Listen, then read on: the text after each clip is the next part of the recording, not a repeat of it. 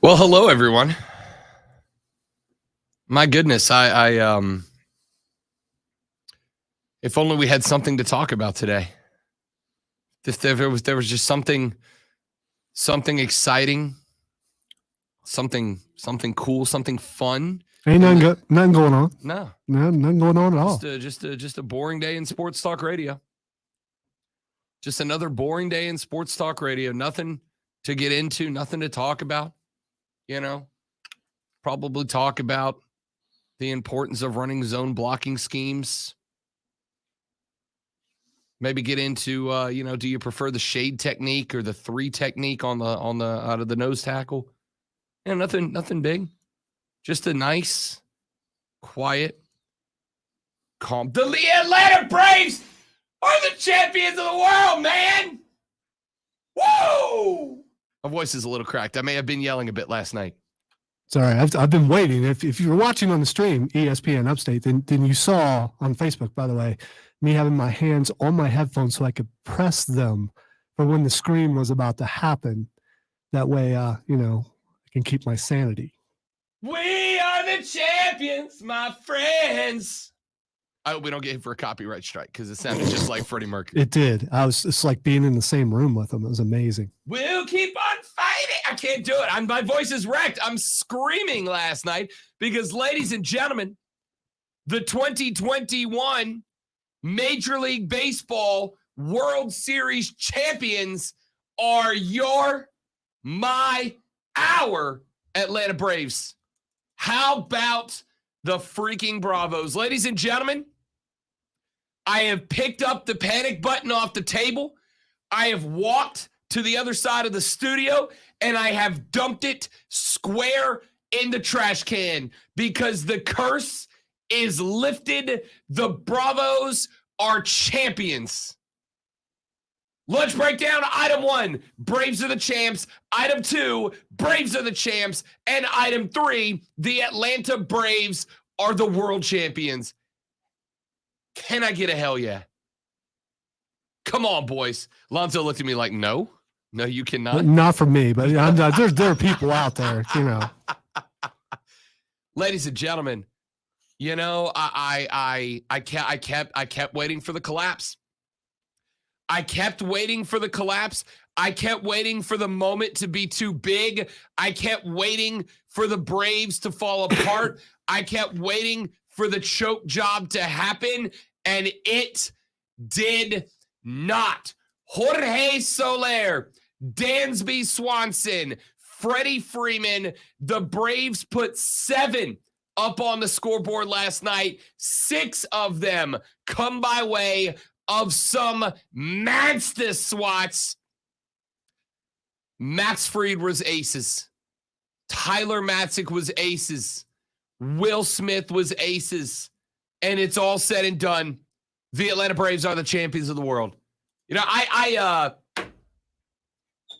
do my best, Lonzo, and I think I do a pretty good job of not letting my personal fandom sneak onto the air, right? Like it's a point of pride for me. In most cases, there are times when things seep through. If there's a segment where we're talking about being fans, right? If we're talking about being fans, since the time you've been here, I think the Braves is the one thing that you've managed to. You can't stay away from it. It's usually to downplay the heartbreak that they bring your way. Ordinarily, my talk about loving the Braves is in direct response to the Braves doing something that hurts me emotionally. And I have to counteract that by talking about how much I love the team. We talk NFL. I really don't talk about how I'm a Saints fan. Unless I'm making fun of a Falcon, because that's fun to me. Or if there's an interference call here or there. Still blown, but hey, I'm over it. I'm not over it. Most of y'all know I went to the University of West Florida. I'm a big Argos fan. Most of y'all don't even know who my favorite college football team is, do you? I know it's been said, Dad, don't say it. I do. Don't say it. I wouldn't. Most of y'all don't even know. There's no question. Yeah, Lonzo doesn't hold back. Most of y'all don't know who my favorite Power 5 college football team is. I graduated from the University of West Florida, but the majority of my studies were done at another Power 5 school. Most of y'all don't know who it is. Some of you do. Some of you that have met me and become friends with me in real life do. But I keep it off the air. $5, sent to me, and I'll let you know. Venmo me. Yes. I'll give Rob's darkest secrets for $5 on Venmo. I do my best when we're talking sports to try not to let my fandom become a topic of the show. I'll incur today. I don't care even a little today. Ladies and gentlemen, I am flying the A high. Flying the A proud. The red, white, and blue adorn the body of Rob Brown. Your boy is hype because your 2021 Atlanta Braves are the champions of the world. I kept waiting. I was on the couch last night. 7th inning, Lonzo. I was out at a local watering hole. I had met a couple of listeners who picked me out, who knew who I was, invited me to sit down, have a beer with them. I was watching baseball with a couple of dudes that listened to the show. And it gets to be the 7th inning. And I'm like, guys, I gotta go. I can't handle being here. Why? Because the anxiety is through the roof. Through the roof. 7th inning, left the bar, headed home, went back to the house. 9th inning, late 8th inning, Matzik comes on in relief. He's up in the 8th. The Madre texted me. She's like, ... They got this, ? And my answer was a gif of Kermit the Frog being very nervous. Like that was my response when she texted me, "How's it going?" I sent her back this, Lonzo. That's all I could muster was just nervous Kermit the Frog. Got to the bottom of the 9th. Bravo's up 7. My little brother, who is a jerk, the little brother texts me, as he'd been doing out throughout the night, and says, well, now it's going to be historic if they bleep it up. To which I just said, stop. Yes, I was still in the... Lonzo asked me this morning when I walked in. He said, at what inning were you like, we got this? It was not during an inning. I was like, we got this when the little chopper to Dansby ended up in the glove of Freddie Freeman at first base, and the umpire threw the fist forward to signify that the Braves had won the game. That was the first moment after 3 hours and some odd minutes that I went. So after the last run, I started to text you, and I'm thinking, why would Rob have his phone anywhere near him? So I'm completely shocked that you were looking at your phone during this game, because I would have thought, with as much as people mess with you, that you would have put it in another room. I've got to. We talk about how much I love this job, how much we love being able to do this. One of the things that comes, one of the pieces that comes with this job is if something breaks, we got to be able to jump on social media, on Twitter. We got breaking news. Aaron Rodgers diagnosed with COVID. He will not be available for the Packers against the Chiefs this weekend. Michael Thomas of the New Orleans Saints has had a setback in his injury rehab. He will no longer be available at any point in 2021. So the Saints without their number, we got to be able to blast this information out. So the phone's always around me when sports are on TV. And I also thought to myself, win or lose, I got to go live on Facebook tonight, right? Like I try to do sometimes these little post-game pressers where I'll jump on Facebook, and we did it after game number 4, jumped online, gave a little breakdown of the game, et cetera. When I was going through that, I'm like, I got to keep the phone by me. But that phone was getting checked at mid and end of innings only, right? When the ball's in play, your boy was zoned in last night because, like I said, I just kept waiting. I'm like, the Astros have had a couple of 8 and 9-run innings throughout the year. The most Barves thing that could happen here is to surrender a 7-run lead in the bottom of the 8th and the bottom of the 9th. But they didn't, man. I am so damn proud of that team. Somebody said last night, it's lame to be proud of a team. You're not part of it. It's an 88-win team, guys. That's a team that was below 500 at the All-Star break. And then Alex, the 4 horsemen of the Anthopolis, goes out and has arguably the greatest trade deadline of all time. And those boys stepped up, including Jorge Soler. Lonzo, do me a favor. Let's pull clip 1. Let's get some audio in here. Why the hell not? It's Braves Day. And we're going to talk other stuff. We're going to talk NFL coming up in a little while. Paul the Wall Christensen, goalkeeper for your Greenville Triumph, will be joining us at 1:20 for our weekly Triumph segment. We got everything else we're going to talk about. But you know we got to hit this. Clip number 1, the moment it all started to come together for your world champion Atlanta Braves. High fly ball to left and goodbye. Soler with a monster blast into left, and the Braves lead 3-0 here in the 3rd.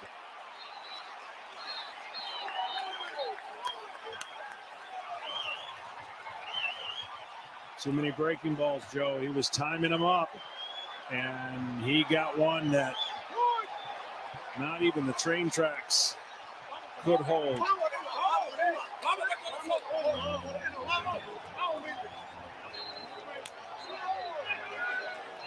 Jorge Soler.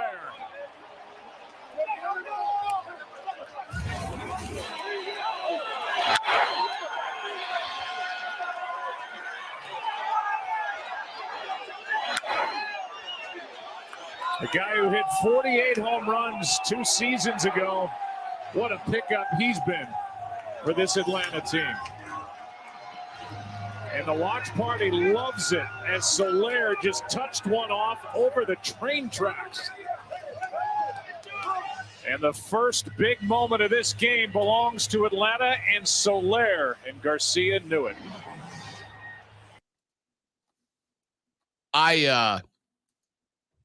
I have not enjoyed Major League Baseball trying to rebrand big shots as moonshots. But that one was, Lonzo, because I'm relatively sure that that ball accomplished escape velocity and ended up in low Earth orbit last night.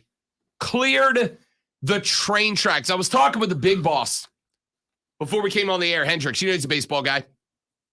Had to go personally thank him as a Royals fan for sending us Jorge Soler in return for 3 bags of potato chips and a bucket of Gatorade. I'm sure he took that well. Yeah. Yeah. For a guy who's about to walk down there later and he doesn't know this yet, but ask him if I can have Friday off to go to Atlanta for the Braves parade, I probably shouldn't have led with, hey, thanks for giving us that guy who won us the game last night. Probably not my best intro, but you know what it is what it is. Anyway, walk into the building and we're talking about that shot because I mean that's a historic home run. Historic, not just for the fact that it came in an elimination game in the World Series where it seemed like offense was going to be at a premium last night, but the fact that he cleared the tracks. And Big Boss and I were trying to recall seeing somebody else clear the railroad tracks at Minute Maid. And the only other player that we could both remember doing it was Albert Pujols in his prime, like 10 years ago. I think Albert Pujols cleared the wall once in his prime, and that was it. Lonzo, he hit that one out of the Soler system. I'm not ashamed. It was worth it. I'm going to strike that up as you're celebrating an awesome victory because that was Abso-freaking-lutely. That's pretty bad. Abso-freaking-lutely. One of the guys I got the chance to meet last night just texted in the show, Mr. Brown, it was a blast meeting and talking to you for a hot minute last night. A little hungover at work at 6 a.m. to say the least, but what the heck? The Braves won. Hashtag worth it. Absolutely. Let's do this. And Rob has the advantage of not having to be to work that early. Correct. At 6 a.m., Rob Brown was deep asleep with celebratory thoughts running through his dreams. Man, all I could think last night was somewhere Hank Aaron was just partying last night, right? All right, let's take a break. Yes, we are going to be spending some time talking about the Bravos today because A, they're world champions, and B, it's my show. It's what I want to do. When we come back, I had a buddy of mine got into a conversation about what this World Series meant last night, and it got me thinking back to 1995, the last time it happened for the Braves. And the fact that it's one of the few sports memories from that time of my age, that age in my life that I still have. And I think I share a similar story with a lot of Braves fans. The Braves are a very unique team for a reason. And that's why you saw your social media feed explode last night when the Bravos got it done. We'll talk about that next on the Rob Brown Show. It's ESPN Upstate.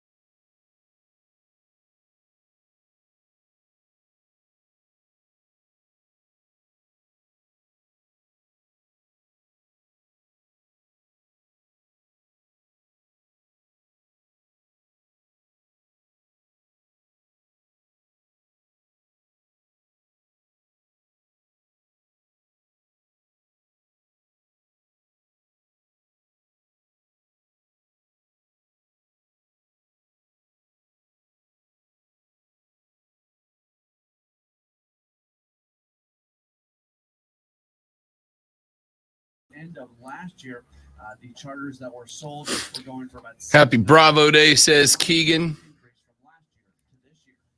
Josh with the vamos, vamos, vamos, ATL. Yes, indeed. Braves are they campeons.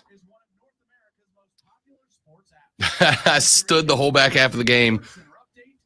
So relieved and tired. Absolutely. Oh, that was unbelievable. Yeah, Carter, I genuinely could not leave out of breath until it was over. And everybody thinks I was like exaggerating. Like, oh, you were. Yeah, no, dude.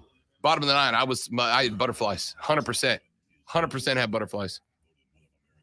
Yep, I thought the same thing. So Dansby took, and he was going to go to second. And I think what happened was Ozzie just assumed he was going to go to first, right? Routine ground play, only need one out, go to first. I don't know if Ozzie was – either Ozzie didn't get to the bag in time or he was – the runner was between Ozzie and Dansby, so he just elected to go to first. But when he that kind of double clutch and then turned to first, I'm like, oh, no. right? You get out of your routine, your routine ground ball routine gets broken, and sometimes a shortstop will let that ball fly out into the dugout, and if it does, you got runners in second and third at that point. I got very nervous about it, but he put it away.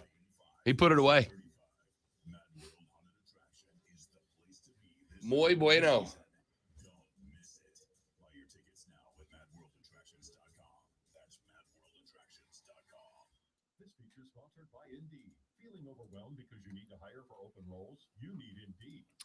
Yep. Paul the Wall Christensen joining us coming up at 1:20 this afternoon. Second segment of the next hour. We'll talk a little Triumph. They are in first round bye, home field in the second round. Fingers crossed that Union drops their first as well. We'll talk to Paul coming up in a little while.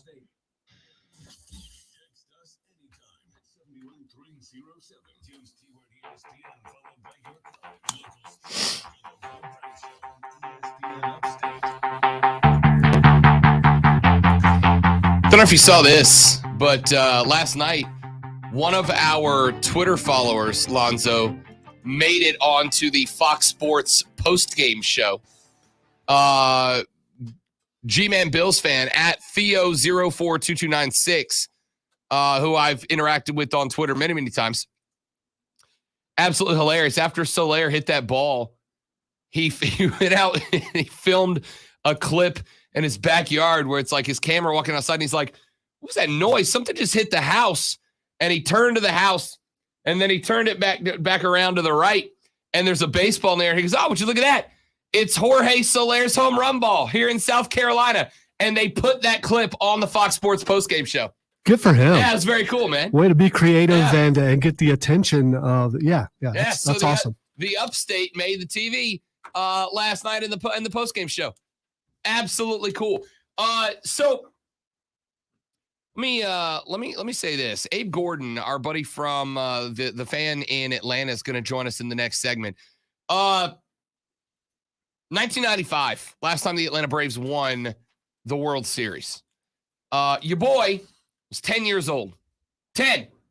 That is the moment. That is about the time that as a sports fan, you start to come alive a little bit, right? That's the time that you kind of start to come alive as a sports fan. Big Braves fan. And I will acknowledge that I was a Braves fan for one reason. It's a similar reason to the majority of people my age who are Braves fans, because they were on TBS all the time.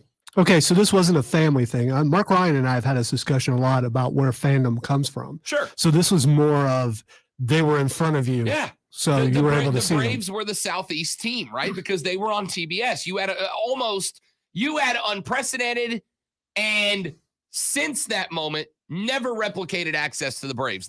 Every game was on TBS. And so when I was a kid, you'd come home from school, and if the Braves had a day game, they were on TBS. Night game, they were on TBS. Didn't matter. And the only competition you had was if you were in a house that had WGN, the Chicago Cubs were on WGN every day.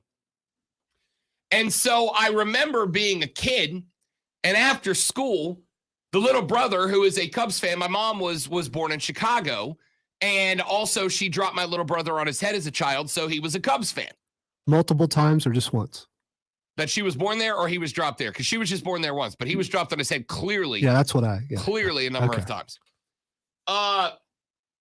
So we would race, and basically whoever got to the TV first, if the Braves and the Cubs were playing at the same time, whoever got to the TV first, they got to watch their game.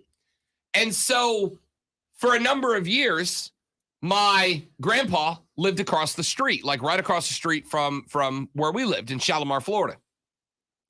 And if little brother, so on the other side of the golf course. Yes, their house backed up to hole 3 and ours to hole 4 because it wrapped around. That's not technically a street. But... #1%. No, there was a street down the middle and like house street. Lonzo, you know what I'm saying. Anyway, if little brother beat me to the TV and he got to watch the Cubs, then I'd go across the street to Grandpa's house, and Grandpa would watch the Braves game with me. And we would talk. He would say, oh, yeah, I saw Hank Aaron play. He talked to me about Hank Aaron because Hank Aaron's playing career ended a handful of years before I was born. So Grandpa would tell me a story about Hank Aaron and Dale Murphy and the great Braves that he watched play. And we taught baseball with Grandpa.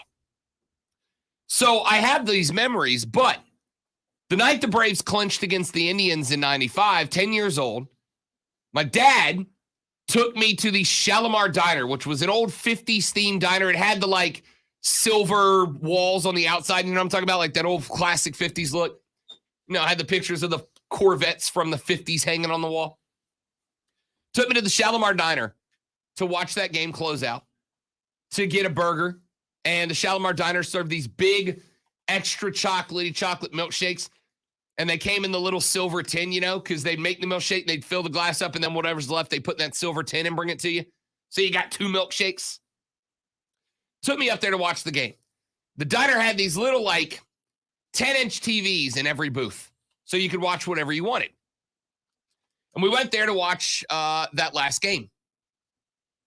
And we're sitting in the booth, drinking milkshakes, eating burgers, watching the Braves play, and the Braves win. I had an Atlanta Braves t-shirt on that was given to me at my 10th birthday party months before that by Ashley Powell, the absolute smoke show of the 4th grade. All right. She came to my birthday party. She gave me a Braves shirt. I think it was the first Braves shirt I ever owned. So I'm wearing my Braves t-shirt gifted to me by Ashley Powell.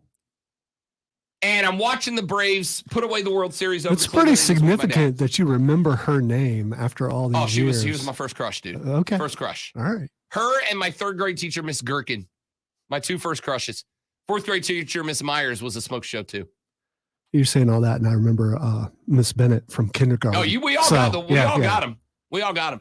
So I'm watching the game. The game ends, celebrating with a milkshake. And the old man says, and I can't quote him directly, but I can paraphrase. But he said something along the lines of, I want you to enjoy this. I want you to remember this. Because winning is hard. And not everybody can do it.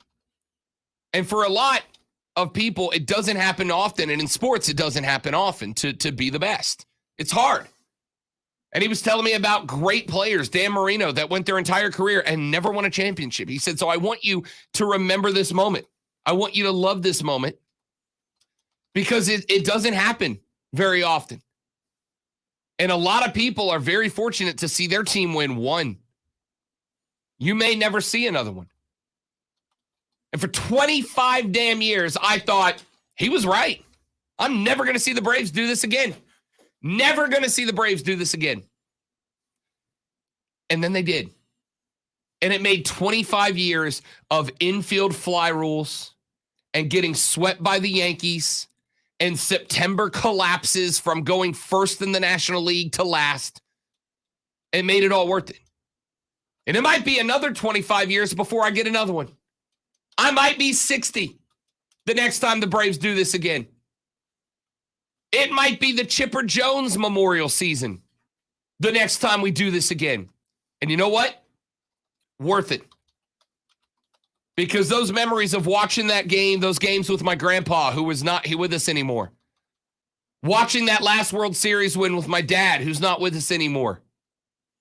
Watching those games on TBS, sneaking up late at night and walking, because the TV room in our 2-story house in the golf course, 1%er for life.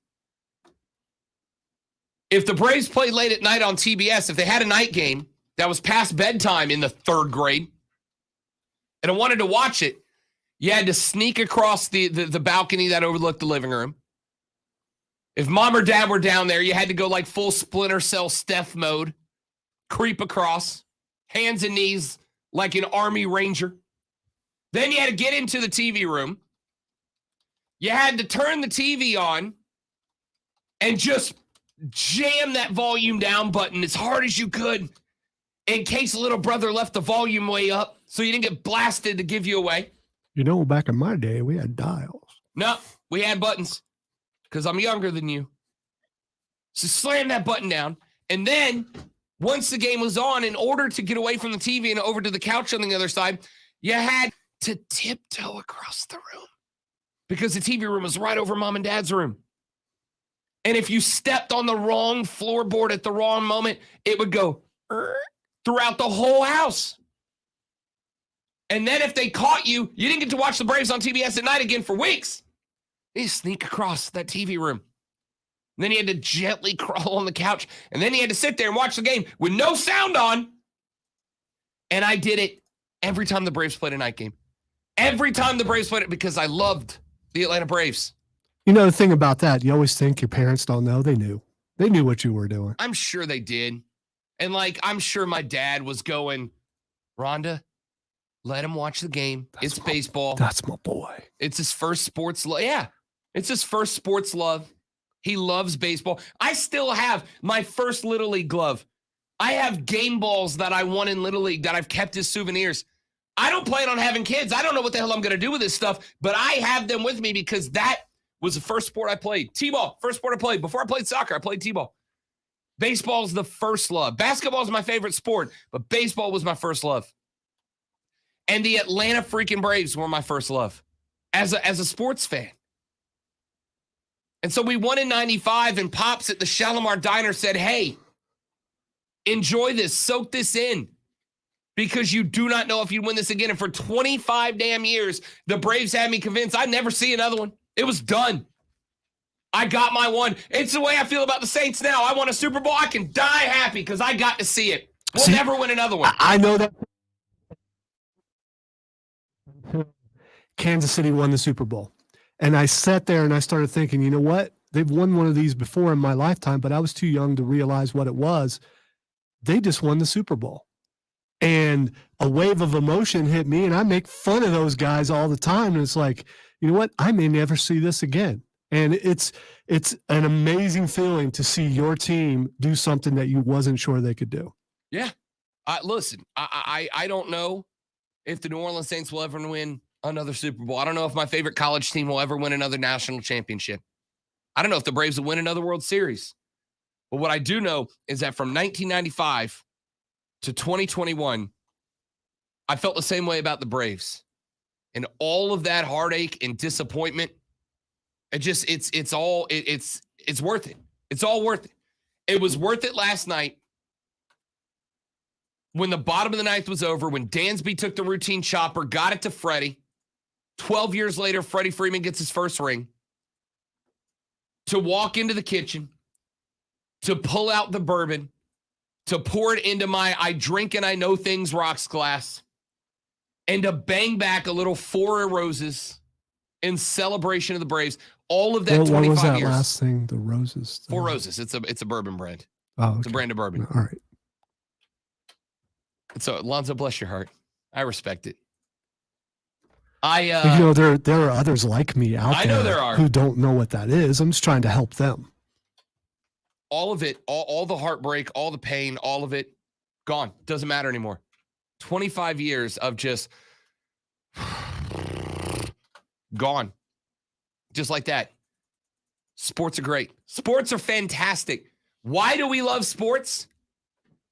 Because of last night. If you're not a Braves fan, just know that what you're going through is working up to something, man, because every now and then, it's once in a while.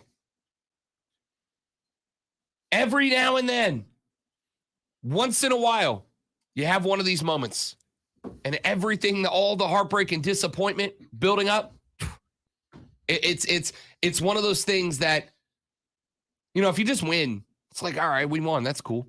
Like, I don't think, and I'm going to say this respectfully, I don't think New England Patriots fans during the Brady era really understand what it's like to win a title. Like the first one, sure, but then it became so routine for them to win as many as they have, to win 6 with Brady, that I think they kind of lost the overwhelming joy of what it means to be a champion. See, I can throw in Ohio State there. I've seen them win several national championships. I love it when it happens, but it's not the same as when Kansas City won because I had never seen that happen. There's kind of an expectancy there. You expect, they'll be back eventually. I'll get to see it again. But in this case, look at how long that had been since the Braves had been there and did this. So I get why it means so much. Yeah. All right, I got a bunch of texts coming in, but when we come back, Abe Gordon is a show host and producer for 92.9 The Game in Atlanta. Lifelong Braves fan. Buddy of mine, I've worked with him on and off the air. He joins us next to talk some Braves baseball on the Rob Brown Show on ESPN Upstate. What's up, big fella? How you doing, buddy? Today's the day, huh? Yes, he's a good dude to work for. Keep in mind that we're on stream right Yes, we now. are on So, stream, FYI. yeah, I was good. I mean, it's good that you're being positive because, I mean, I just. Your boss is a butthole. Yeah. I didn't want to be up and moving while y'all were on air. No, you're good. Please pull your.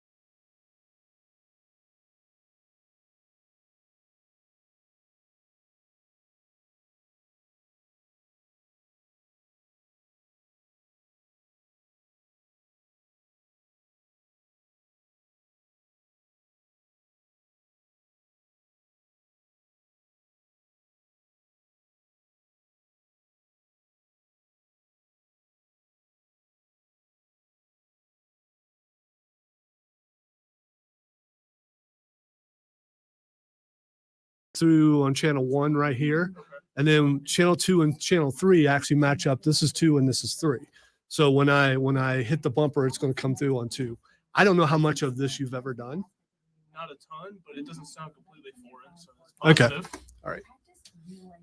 So during your time, ask as many questions as you can, obviously during commercials, because hold on. Classes are limited to 6 people. We keep them small so everyone can get the help they need. Man, I hope I wrote that down right. It's like a Dive into 2. the culture with short videos. Everything from the interactive lessons and live online classes to the podcasts and videos will teach you things you'll actually use. So you're ready for real life conversations. With Babbel, you can speak a new language. Babbel, language for life. I bet that's not 2. I bet that's 10 million subscriptions sold. 0. Now try Is it Babbel for free. Yeah, it's 404. Isn't it? Yes. Start learning a new language today. That's Babbel.com. Babbel.com. We're planning a trip to Spain later this year. But our Spanish is... It's pretty bad. So we're using Babbel. Babbel's conversation-based method teaches you real-life words and phrases. And with Babbel's interactive, bite-sized lessons, you'll remember what you learned.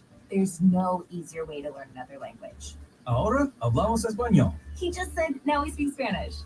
Babbel, language for life. Now try Babbel for free. Just go to Babbel.com. That's Babbel.com. New number again? Churches is adding Applewood smoked Texas cut bacon to our all-white meat chicken sandwich. Yep, these two.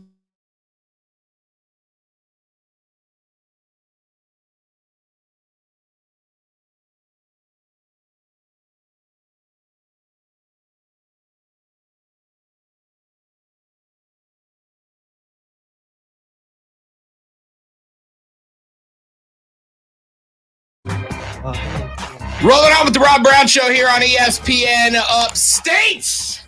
97.7 FM Greenville, 97.1 FM Spartanburg, and much like the Atlanta Braves all around the South on the Odyssey app, AUDACY, we go now to the phone lines and welcome in a young man I've had the pleasure of knowing both on and off the air for many years. He's a buddy of mine, although sometimes he won't admit it in public. He is a producer and radio host for 92.9 The Game in Atlanta, one of my favorite people to talk Atlanta sports with. My dog, Abe Gordon, in the house. Gordo, we're champions, baby. I know, dude. It's like the wildest moment that I still think it's going to take a lot of people.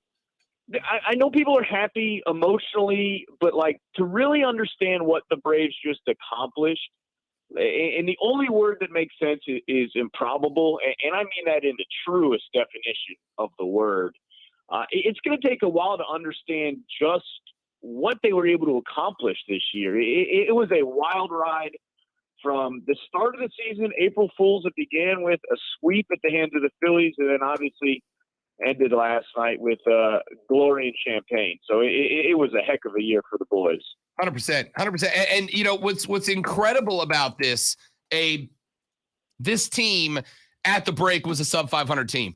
And I think Alex Anthopoulos had arguably the greatest trade deadline push maybe in Major League Baseball history. Since that point, from 7-31 to 10-3 in the end of the regular season, the Braves went 37-19, which, if you extrapolate to the entire season, would have resulted in them having a 108-game winning record this year. What an incredible turnaround for a team that most of us were really just watching to kill time back in like August, to then all of a sudden end up being the best team in Major League Baseball. It's unbelievable. Yeah, I mean, you go back to, July 10th was the end of the year for a lot of people. And that's when Ronald Acuna goes down with a torn ACL. I mean, that was the end of it. We didn't yet know that Mike Soroka wasn't going to make it back either. Or actually, we did. We had just heard. That was back in late June. So, I mean, within a span of 2 weeks, you lose the guy that's been your ace, Mike Soroka. He's not coming back at any point. Thought he was going to be back at the All-Star break. Yeah, you then go 12 days later, 13 days later, the MVP of the league at the time, Ronald Acuna Jr., goes down. And for many people, that was the year. I mean, that was it. And you add Jock Peterson there, but, is anyone sitting here saying Jock Peterson is what's going to put this team over the top? Now, Jock Peterson won the Braves a playoff series against the Brewers. And you have all this talk, right? The trade deadline. You talk about Chris Bryant. Could he be the piece that the Braves need, the center of the order bat and all this? And what do? We bring back Adam Duvall, who's, he's hitting a little bit, but he's hitting like 200. You get Jorge Soler. Eddie Rosario's injured. He hasn't played for 2 months. And Richard Rodriguez. Well, fast forward, Rob, to where we are now. Jock Peterson wins you the NLDS, and obviously not single-handedly, but take it for what it is. Jock Peterson wins you the NLDS. Eddie Rosario wins you the NLCS, and Jorge Soler wins you a World Series. I mean, for a group of guys, and we're going to keep Richard Rodriguez in there just because he was part of the deals, but for 5 guys that you added that no one really gets overly excited about, for Alex Anthopoulos to have the foresight to see what they are, what they could be, and for them to actually perform to what you brought them here to do. I mean, look, we talked about it this morning. I don't know if it's the most, I would say that it's definitely the most impactful set of moves for not like a game-changing frontier player, right? Like it's different when you bring on certain guys at the deadline that are going to become the face of your organization. None of these guys are face of the organization type players, except it kind of did turn out that way in the playoffs. Obviously, Jock Peterson with the Pearls and Eddie Rosario. It was such a wild,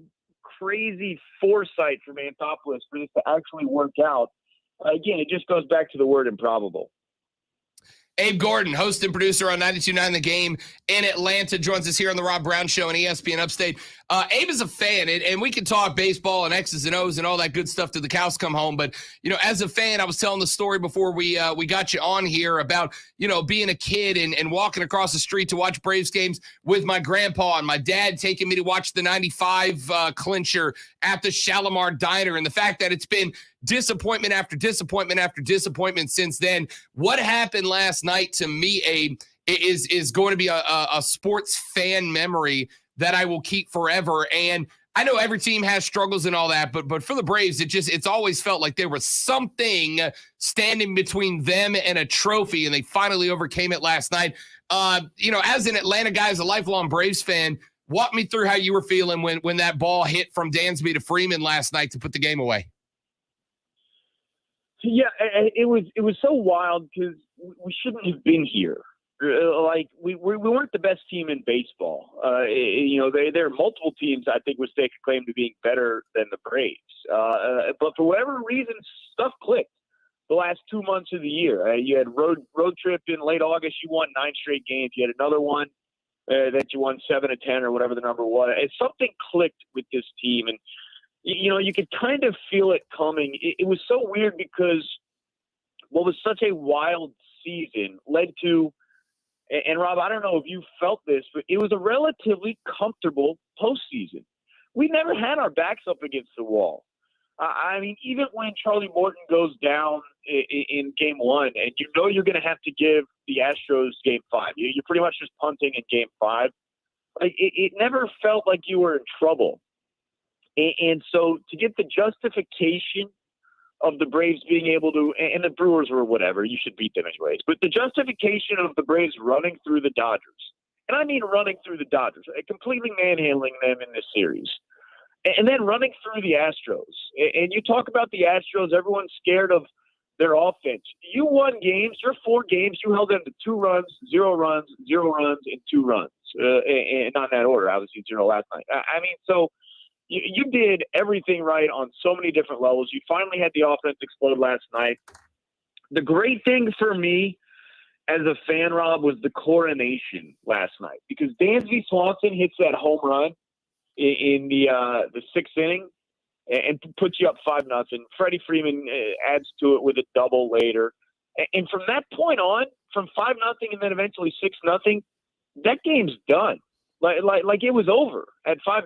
And so instead of sweating out 4 innings and biting the nails and doing all this, I got to sit and enjoy a countdown of outs, a cavalcade of guys turning to the dugout and walking back, hanging their heads, arguing called strikes from the Astros. I mean, to be able to enjoy that for me was super refreshing as an Atlanta fan, but exciting. I mean, you expect to sweat it out and you expect to deal with it, and even the 3-1 lead last year, it's kind of clinging around in your brain, but this was a 3 inning victory lap for the Braves as they went through the Astros order that final time. It was amazing to watch. Abe Gordon, producer and host on 92.9 The Game in Atlanta, joining us here on the Rob Brown Show and ESPN Upstate. Look, Abe, it may be 20, 25, 30, 35. Hey, we may never get to see another one. But in 30 seconds, man, what's going to be your forever lasting memory of this series? I don't get emotional in sports too often, but I would say there are 2 moments that kind of got me. The last one, after the game, I saw an isolated camera angle of Freddie Freeman on the final play. Starting with, you could see the pitcher in the foreground throwing the pitch. You see Freddie, and like that whole moment of, and this is how you wanted it to end, Rob, with what Freddie has meant to this franchise. You wanted the ball to be in his glove at the end of it, and it was. And I think that was super, super special for me as a fan. And then Brian Snitker. I mean, Brian Snitker went from a Braves lifer to a lifelong Brave. And those are 2 separate terms. And that's what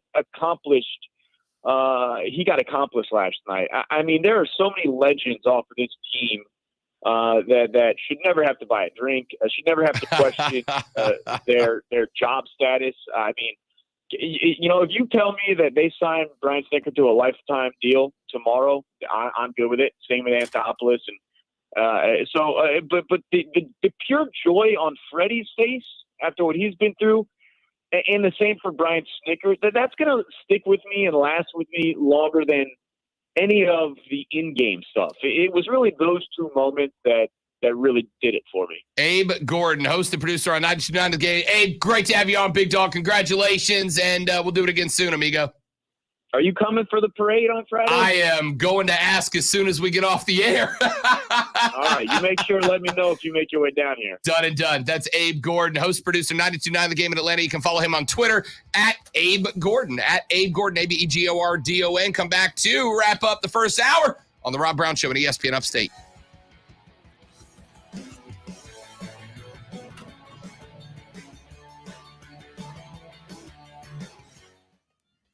All right. So, any questions?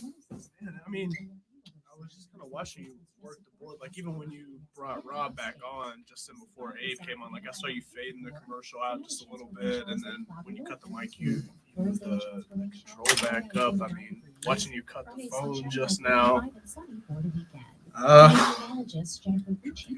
Questions?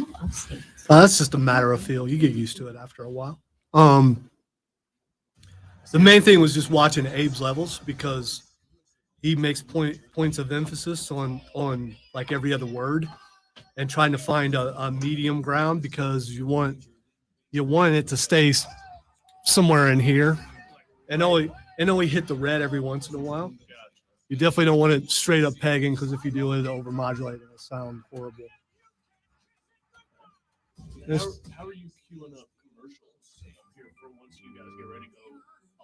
All right, so the commercials are already put in. Oh, okay. So, but before each show, you have to go in and put the ins and the outs in there and move things around if there's a live endorsement. So to fire the commercials, these have triggers on them. So when I hit one, it will fire that. Now, if I hit that and it didn't work, I could also take the mouse and hit where it's automatic now. If I hit this, now it goes to manual, which means the next commercial won't play. But if it's in automatic, it will play the next commercial until it comes to something like this, which is a set mode, which is kind of like a stop sign. It will stop it from playing if it gets to that.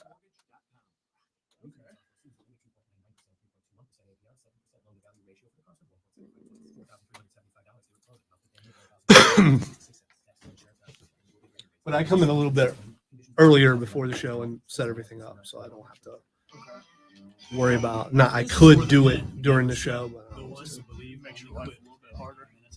I understand that. So, out of all these channels, how many are you actively operating and running throughout the show? that is a good question. Let's see.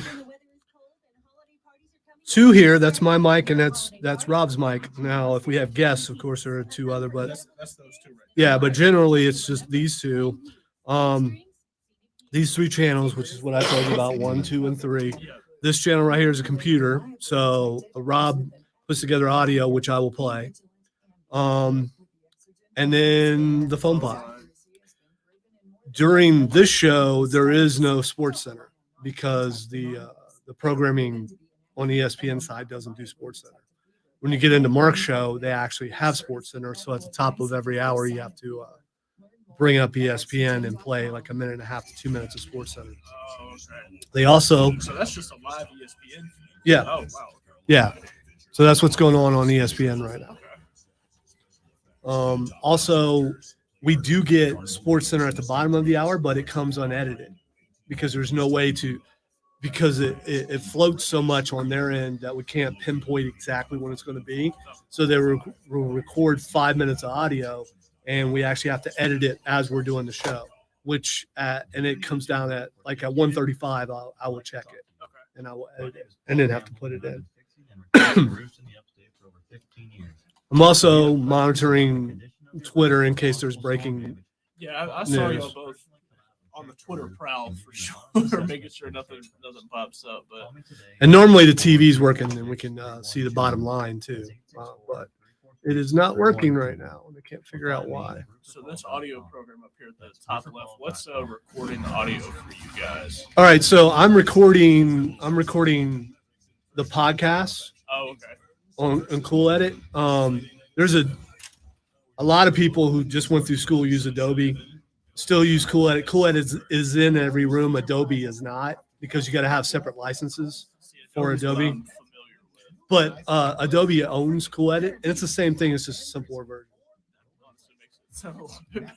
Yeah, and I think a lot of people have trouble, and I don't understand going back to Cool Edit from Adobe when it's still the same thing as far as the editing goes and all that kind of stuff. You just have less tools, and but some of us who have been here forever, we've used that so much that, and again, access, because there is Cool Edit in every single room. Yeah. So at the end of this hour, I will start the next hour recording, and then I'll edit this and I will post it on the website while we're in the first segment of the. Now, what kind of editing are you doing? Like, I know y'all's mics are pretty quality. I'm sure you don't have to do a whole ton. The way we have the board set up, auxiliary feeds the DAs, which feed this. So anything that's in auxiliary will record. Anything that's not won't. So if you don't have the commercials in auxiliary, you don't have to worry about them recording. So it's just dry audio. So when editing comes out, you're just cutting out the gaps. So you're really just cutting out. Yeah.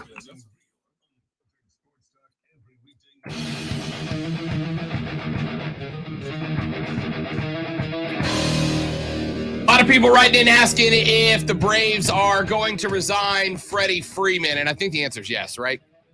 Like, look, I know the guy's up there. What is he, 32, 33 now? But I think he's new chipper. In fact, I told him in a text. I told a text message to Keegan yesterday. I said he's new chipper. Like, that's the role he feels. He's a Brave for life. I don't know if they'll do a lifetime contract. I don't think they'll do a 10-year contract, but I can see like a 7-year contract for Freddie. No way he signs with another team. No way. Not after last night, especially. Hour number 2, we'll get away from the Braves. No, we won't.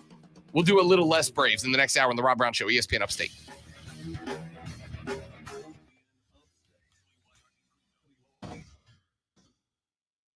All right, so the ID has to play at 59:50, and I faded the music and hit the ID at the same time.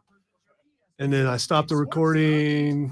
Go ahead, and the other cool thing about Cool Edit is you can open up multiple windows of it, which you can't do with Adobe. So you can have I think I've had as many as like 4 or 5 open at one time.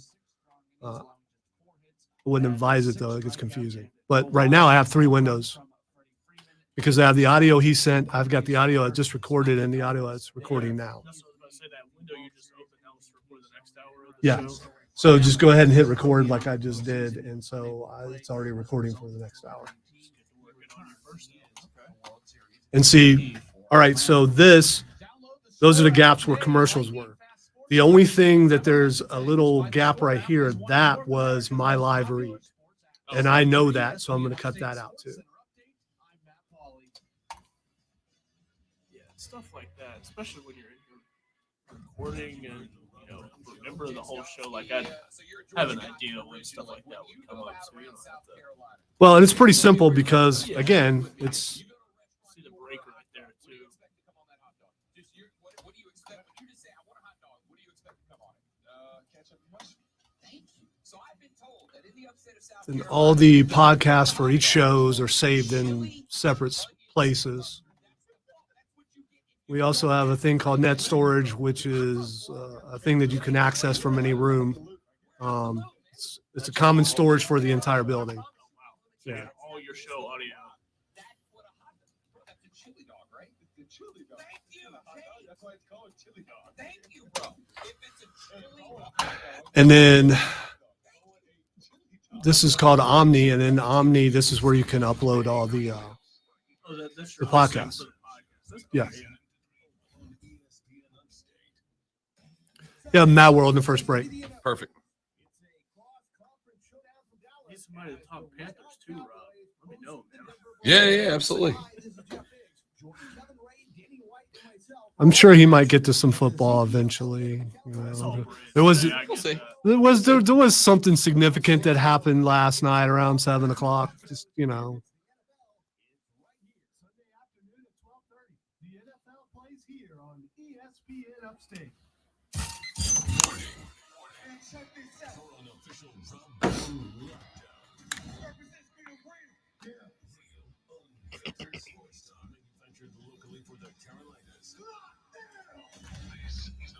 Go ahead and get clip 5 ready, please.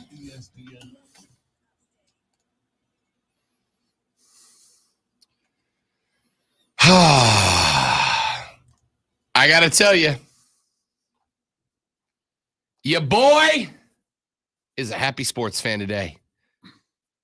The 2021 Atlanta Braves are your Major League Baseball World Series champions. Damn, it feels good to be a gangster. Gotta love it, baby. Gotta love it. The Bravos. Is this, I'm going to say it is. This is Braves country, right? This is Braves country. Absolutely. I'm not a baseball fan, but I am a Braves fan because my first job in radio was running Braves games. I'm trying to remember what year it was. It was like 96, 97, something like that. So they had already won, but a lot of the pieces were still there as far as Smoltz and all those guys were still there. So I learned how to do radio by doing Braves games. So they will always have a special place in my heart for that. But yes, I got to say, I got to witness a moment earlier. 2 Braves fans coming together, the smiles, the joy. And it happened over in the WORD studios when Rock and the others rocking his Braves gear, and Timmy was in the red today. And you two just having a discussion. That's why we love sports right there. Dude, it's the best. It's the best. I was like, all right, I sit in my office and do real work, or I can go down the hallway and talk to Tim about the Braves. What do you think I elected to do? And come on. Sports are the best. Listen, I got to tell you, and I thought about this last night, because the game ended at way too late o'clock at night because Eastern time, right? Game ends. Rob Brown walks into the kitchen. He pours the last 3 fingers of 4 roses he's been saving up just in case. Just in case. I got that bottle when the Braves made the playoffs. And I've been drinking celebratory bourbon as the wins have racked up. And I got down to just the last little bit. I said, this is it. This is for the World Series win. And it got over, and I set the phone down on the coffee table because I knew I had to come back later. I was going to go live on the ESPN Upstate Facebook page, which I do every now and then. Make sure you're following that. And he was completely sober when he did it. No, honestly, without a doubt. Honestly, no. Scout's honor, I absolutely was. I had because here's the reason. I was at a local watering hole in downtown Greenville, watching the first 6-7 innings, and I got myself a beer when the game started. And for the majority of the game, I was too nervous to drink it. Like, I was just kind of holding it and like fingers wrapped around it, peeling the label off of it just to have something to do with my hands when the anxiety was through the roof. I think I had 2 beers at the bar, and then I was like, I got to go home. I can't be in public right now. So I got to the house, walked into the house, went and opened up a Busch Heavy, Busch Diesel, because that's what Granddad drank. That's what Grandpa drank. Popped a Busch Heavy, set it on the coaster because I'm not a savage on the coffee table. And I think I may have had. Well, it is Grandma's living room, so you would definitely have coasters. Everybody was thinking that. Yeah, I know. So I'm drinking Granddad's beer in Grandma's themed living room at the Casa de Love. I sat on the coaster, and I think through 2.5 innings, maybe put away half of it. Maybe my stomach was in knots. I couldn't enjoy it. But when that bad boy was over, when it was all said and done, I got up, set the phone down. As I do, of course, the phone's just going bing, bing, bing, bing, bing, bing, bing, bing, bing, bing, bing, bing, bing, bing, bing. Walk to the living room, pour the scotch, Walk to the kitchen, pour the bourbon. I'm flustered. Pour the bourbon. Walk back to the living room. Stand in front of the TV as the boys are on the podium lifting the trophy. Most refreshing bourbon I've ever had in my life. My life! So as a non-drinker, I am curious about this. And also, since you said you drank this while, for the Braves, you finished the bottle off. When do you go buy something new? This week. Like this week.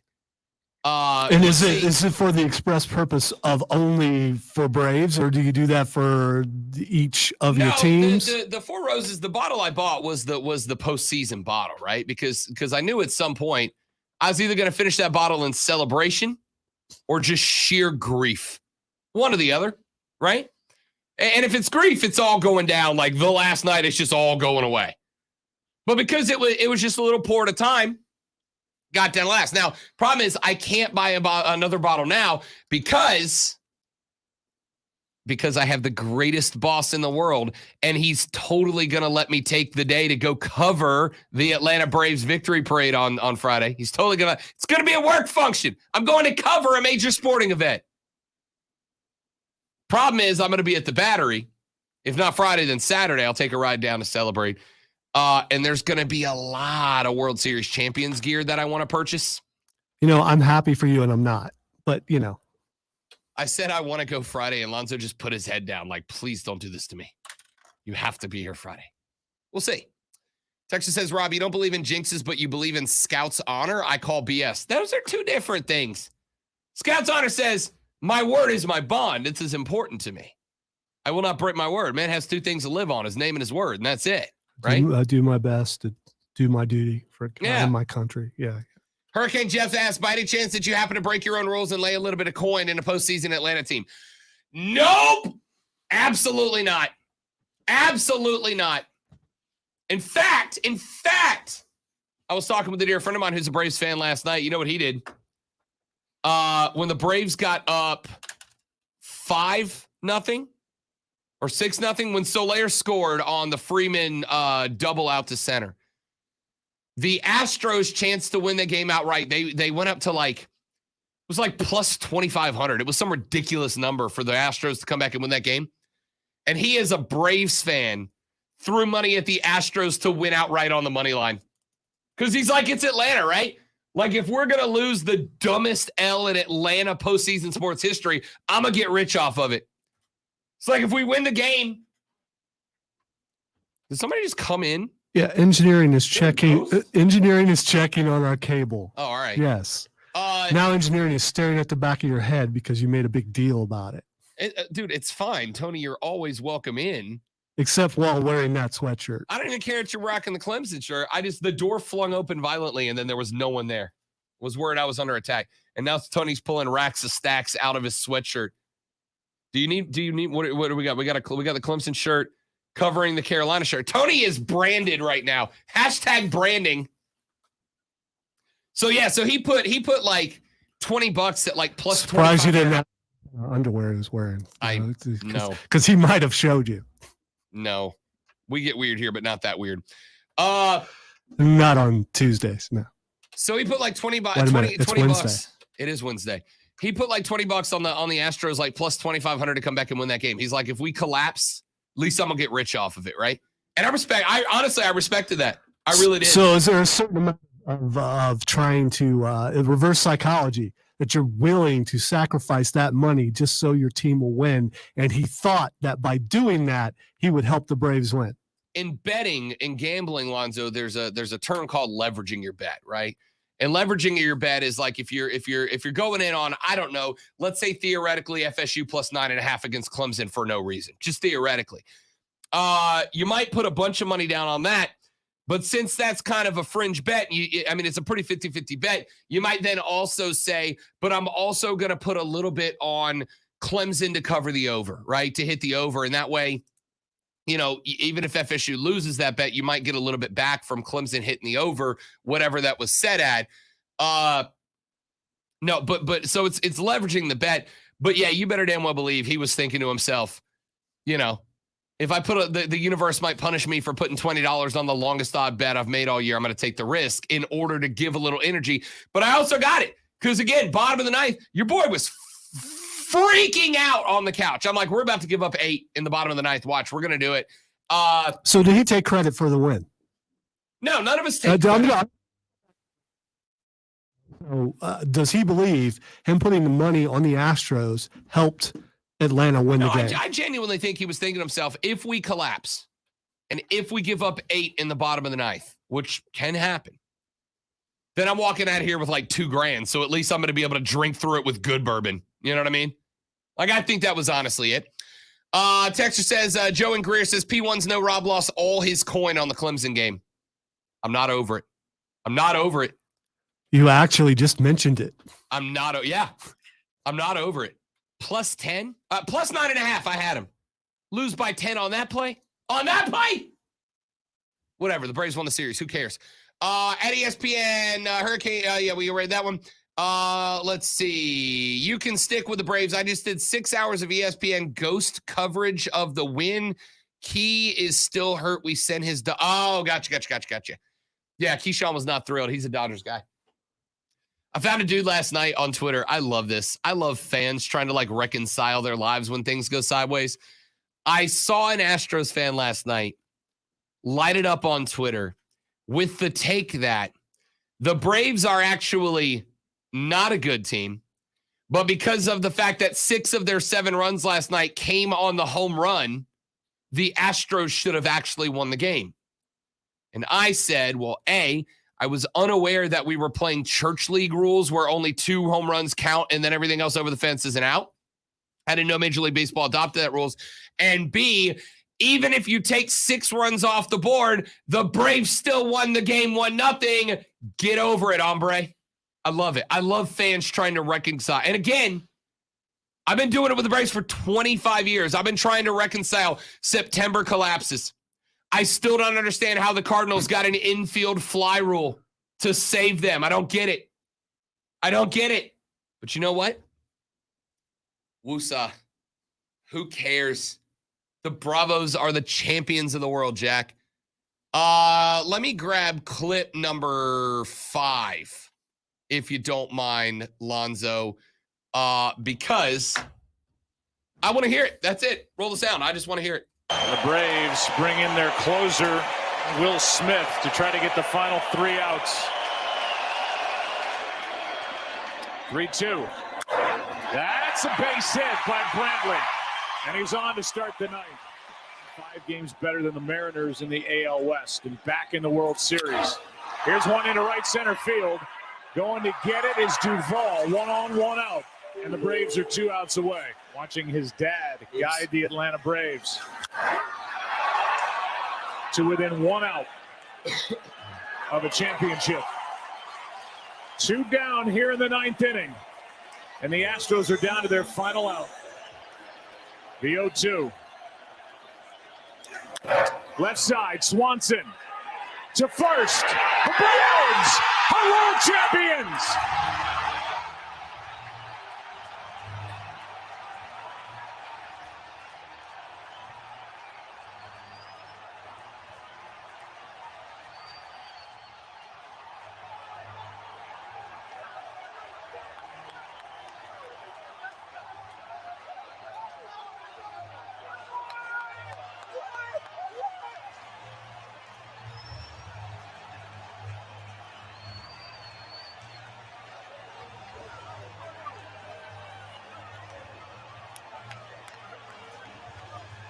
At 10:23 Central Time, Tuesday, November 2nd, 2021, the Atlanta Braves have officially overcome all obstacles that were put in front of them.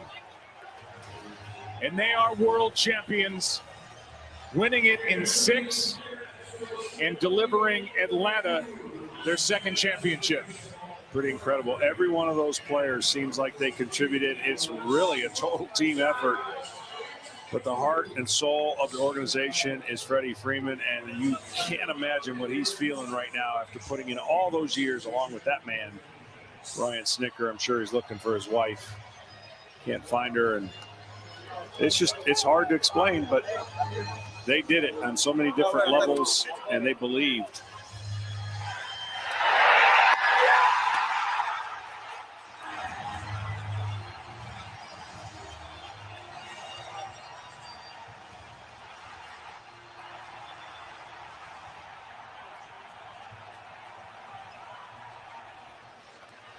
Swanson was going to throw to second, had to throw to first.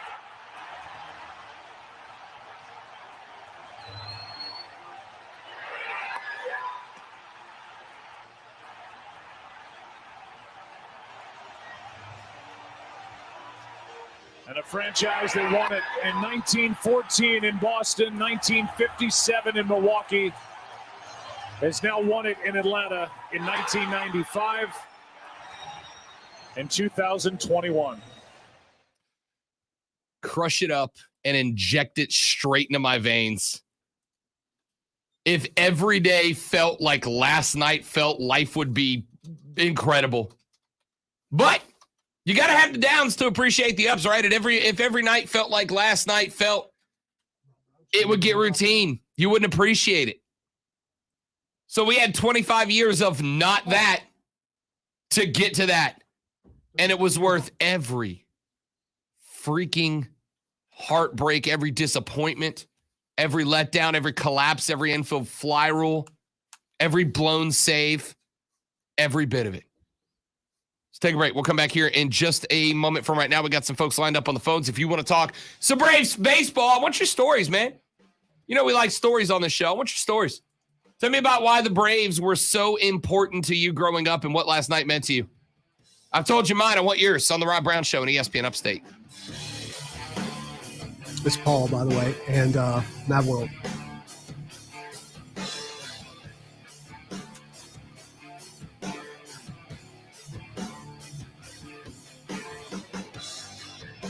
Mad World, bigger, better, better, scarier than ever before. And Mad World is still open. If you are a big fan of Halloween,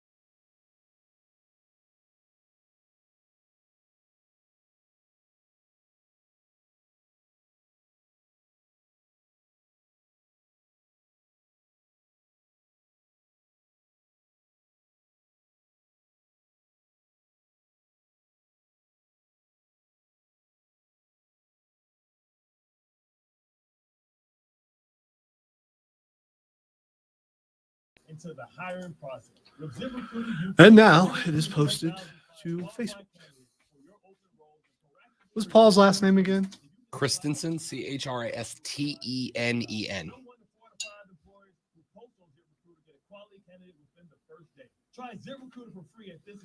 Yeah, there's no way I could remember what you just said, but Christenen.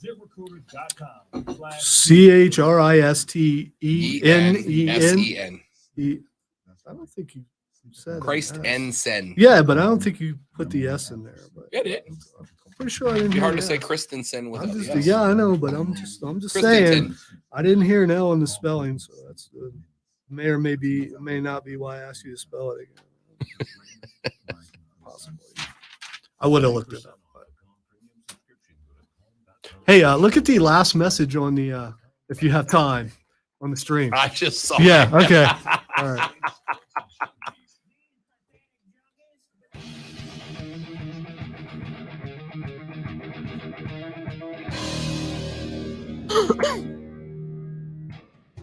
We take a break from your regularly scheduled Atlanta Braves celebration to talk about another team that are your reigning undefeated, undisputed, unquestionable USL League One champions and have not only clinched a spot in the playoffs, have not only clinched a first-round bye in the USL League One playoffs, but will also, on the 13th of this month, host the second-round game, your Greenville Triumph. And the man who is between the pipes for the Triumph is Paul the freaking Wall Christensen, who joins us here on the show. Paul, welcome back, big fella. How we feeling, man?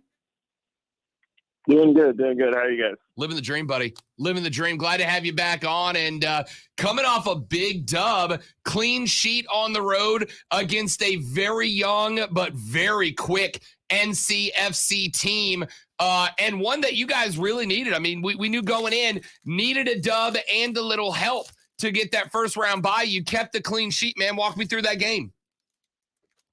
Yeah, I mean, it's kind of a bit of a trap game for us a little bit because we already had the playoff spot.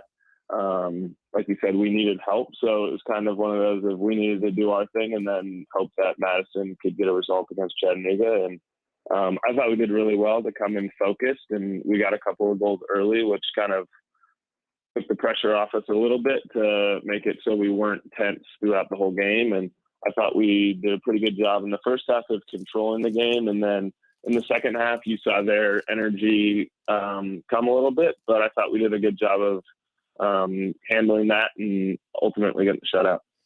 Paul Christensen, goalkeeper for the Greenville Triumph, joins us here on the Rob Brown Show and ESPN Upstate. Paul, did you guys have to change anything? You knew coming in that this was a game you had to play for a win. There was no, we can get one and be okay. It needed to be the full three, but also knew that there was a chance to drop further down the table and maybe have no home games. Ultimately, did it change the way that you and the boys attacked this game? Yeah, I mean, I think that what's been helpful for us is we've been playing a lot of games where we've needed to get at least 1 point, but preferably 3 points. And we've played some tough games on the road in places like Omaha and Madison, and we've gotten results out of that. So that the idea was just kind of keep things rolling, control what we can control. And I mean, if we get 3 points, then we at least have a one home playoff game for sure, and possibly get the first round bye. And it worked out that we were able to do our job, and then Madison was able to beat Chattanooga, which was a good result for us. And then we ended up getting the bye. So it was kind of, I wouldn't say we changed anything. I think it was just go in there and try to win the game.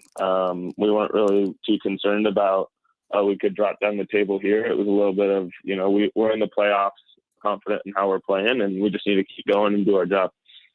Paul Christensen, goalkeeper for the Greenville Triumph, joins us here on the Rob Brown Show and ESPN Upstate. So, Paul, you guys get in, you get the help from Ford Madison, first round bye. How big is it, especially for a team that has had a bite by the injury bug this year? There are guys like Noah Pilato who are still working to get their fitness under them to be able to contribute. How big is it for you guys to get that first round bye in the playoffs, to have an extra few days to get the legs back under you? Yeah, it's really big. I mean, I'd say it's really important to also play at home, but having a bye, being able to watch the first round of the playoff games just to see who we're going to play, because there's a lot of different opponents. Every team's going to play a little bit differently. So depending on who we end up playing, is going to probably change our game plan slightly. While we're going to play our style no matter what, you do have to be aware of the other team's strengths, and each team has different strengths. So it'll be good to be able to watch that and kind of understand where those teams are going to be coming from, and just, I'd say it's about adapting to the team a little bit, but again, playing within our own style and our own system. So it's really big to get a little bit of extra rest and be able to just watch those games. And it kind of takes a little bit of to take a deep breath after a long run. And you get the extra week to just rest, and then we're back at it full speed next week. Paul Christensen, goalkeeper for the Greenville Triumph here on the Rob Brown Show and ESPN Upstate. So walk us through the prep that you guys, the training that you guys are going through to get ready for this game. I mean, as of now, we're not quite sure who we're going to get in round two. The only thing we know for sure is it's November 13th at home at Legacy Early. So until we know our opponent in the second round, walk me through a little bit of the training prep, what you guys are doing, what you guys are focusing on to get ready for that home match.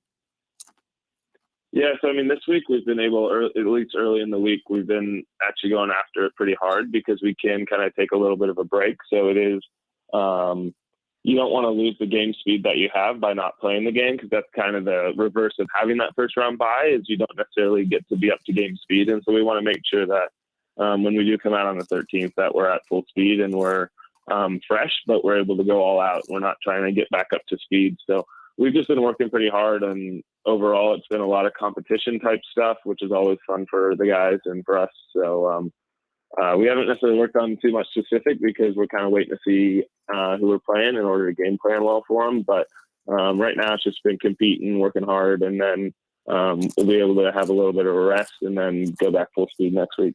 Paul, preseason, we've had you on, we've had Aaron on, we've had Coach Harks on, we've had Chris and Doug in the front office on. And one thing I loved is that you guys all seem to have the same mentality coming into the season, which is we're not here to defend the trophy. We're out here to go get another one. That mentality carried you guys through kind of a sluggish middle part of the season where things maybe didn't go real well. But once everybody was healthy, the team found its stride. You got hot towards the end. No losses in your last 5 matches. Gutted it out in order to get done what needed to get done to get that home match. That mentality, how important was it to have that aggressive, that attacking mentality through that slow part of the season, and how important is it going to be to maintain that mentality heading into the playoffs? Yeah, I mean, I think it's important, and mentality matters a lot. I think one of the things that helped us out a lot is we were able to focus on just one game at a time and just winning one game at a time. And when we simplified it down to that, it really helped us to not get caught up in all the different results. So if something didn't go our way, we were able to bounce back from it a lot quicker. And it's just like this coming week, we're going to have to play that first semifinal game before we can win the final. So we need to really just focus on that game, and that's the most important game right now. And then after that, then we worry about the next game. So it's really just taking it one game at a time and putting all of our focus and our energy into that, and not worrying about all the other stuff that can happen, and controlling what we can control. Paul Christensen is goalkeeper for your Greenville Triumph, joining us here on the Rob Brown Show and ESPN Upstate. Now, Paul, you know, we've watched, and one thing that I love about this team is that every player that I have had on has had nothing but good things to say about the guys around him, regardless of the situation, through the injuries, through a handful of different tactical and lineup changes, guys having to play maybe out of their natural position due to injuries. Obviously, you and Dallas have swapped starting spots throughout the season in between the pipes. When there's been that much transition, that much change throughout the year for a variety of different causes on this squad, what's it been like to maintain that positive chemistry, to maintain that level of chemistry with each other, to be able to put the best team on the field that you can field? Yeah, I mean, I think the most important thing is that we all want to win, and we all want the team to be successful. And I think we realize that you can compete as hard as you want in practice, and that there is that level of you need that competition to push each other. But then once it's game day, we're all pulling the same way. So whether there's guys that are in the stands, there's guys on the bench, there's guys on the field, no matter where you are on it, that we all have a goal of winning for that day. So I think that's been really good, is there's been a high level of competition, and I think guys are willing to go after it, and there's that competitiveness that you need in practice. But then ultimately we're all going after the same goal, and there's a really, like you said, there's a good understanding of mindset of what our ultimate goal is. And I think we realize that, you know, if we're bitter about not playing or about your role in the team, that's not going to necessarily help us to get to where we need to get to. And so I'd say that we found a really good balance of guys that are competing really hard, and everyone wants to play, of course, but that ultimately not everyone is able to play. So it's that, like you said, with me and Dallas switching, we both compete as hard as we could. And with Ben Hale, the third guy on our team, is just, we all compete as hard as we can. We support each other. And then whoever's selected on the game day, that's the guy that we want to do the job, and we're trying to help him do the job. Paul Christensen, goalkeeper, Greenville Triumph, joins us here on the Rob Brown Show and ESPN Upstate. Now, Paul, you guys obviously coming off of your last year where you won the USL League One championship, got the ring, hung the banner in the stadium. We said all year that we knew teams were going to give you the best shot, right? Everybody wants to knock off the team that's wearing the crown. Now we go into the playoffs. You guys are number 2 on the table, home field advantage in the second round, a bye in the first round. Is there any additional pressure being the defending champion? Is that something you guys consider when you hit playoff level? I mean, I don't think so personally. It's, again, just like I talked about earlier, it's one game at a time. So ultimately last year doesn't matter. And at this point, you're getting everyone's best game, and we're trying to give the other team our best game. So, I mean, everyone wants to peak in playoffs and wants to do their best. So, I would say that we're not really all that concerned with last year. I mean, it gives the experience that we have from it and from that run last year is really helpful. And I think we can fall back on that sometimes just to help us to know that we have done it before. But ultimately, this is a new season with different guys on our team to a certain extent and different guys on the other teams. But you're going to get everyone's best game at this point. And I think that it's not like we're putting pressure of just because we did it last year, we have to do it this year. I think it's that the guys that are here this year, our goal has always been to win the whole thing. So we do that by taking it one game at a time and winning our battles individually on the field and winning each game one step at a time. Paul Christensen, goalkeeper for the Greenville Triumph. Now, kind of bringing it back around, Paul, you have actually spent some time in Atlanta. You were part of Atlanta United, actually back in 2018 on the pitch against Sporting Kansas City. Played some time in ATL. What can you tell us after the Braves win that World Series last night? The sports culture in Atlanta. Of course, Atlanta United has won an MLS title since then as well. What's the sports culture like Atlanta, and what do you think the city of Atlanta is like today? Yeah, I mean, I can imagine that people are pretty excited about it. I mean, I went to a few Braves games when I was there, and there was always the excitement around the team. And I think that you saw it just with a lot of different Atlanta sports teams where people were getting really excited, but then obviously always felt a little bit let down. And then when we won our championship at Atlanta United, I think that was kind of a relief to a lot of people. And I saw the excitement with that. And so I think that for people that have been waiting even longer for the Braves championship, that just means all the more to them. And Atlanta is a big sports city, so sports matter to them, and it's a big part of the culture. And so I can only imagine how excited people are. And it's really cool to see that team win, because I know there's a lot of people that put a lot of pressure on them to win. So to see them come through is great. Love it. Paul Christensen, goalkeeper for your reigning, defending, undisputed USL League One champion Greenville Triumph. They are off this week after earning the first round bye by defeating North Carolina FC. Got a little help from Ford Madison, who knocked off Chattanooga. So the Triumph are back home, legacy early on the 13th of November for the second round playoff game. We will find out our opponent after this weekend. Paul, my man, phenomenal season. It's been a pleasure to watch you play, and we're looking forward to see you back between the pipes on the 13th. Buddy, good luck. Sounds great. Thank you. Thanks for having me. You got it. Always. That's Paul Christensen, goalkeeper for your Greenville Triumph. When we come back here in just a moment from right now, we haven't talked college football yet. College football playoff rankings are out. Lonzo has a working theory about Cincinnati. I think I know about it. Might be. We'll respond to it next on the Rob Brown Show and ESPN Upstate.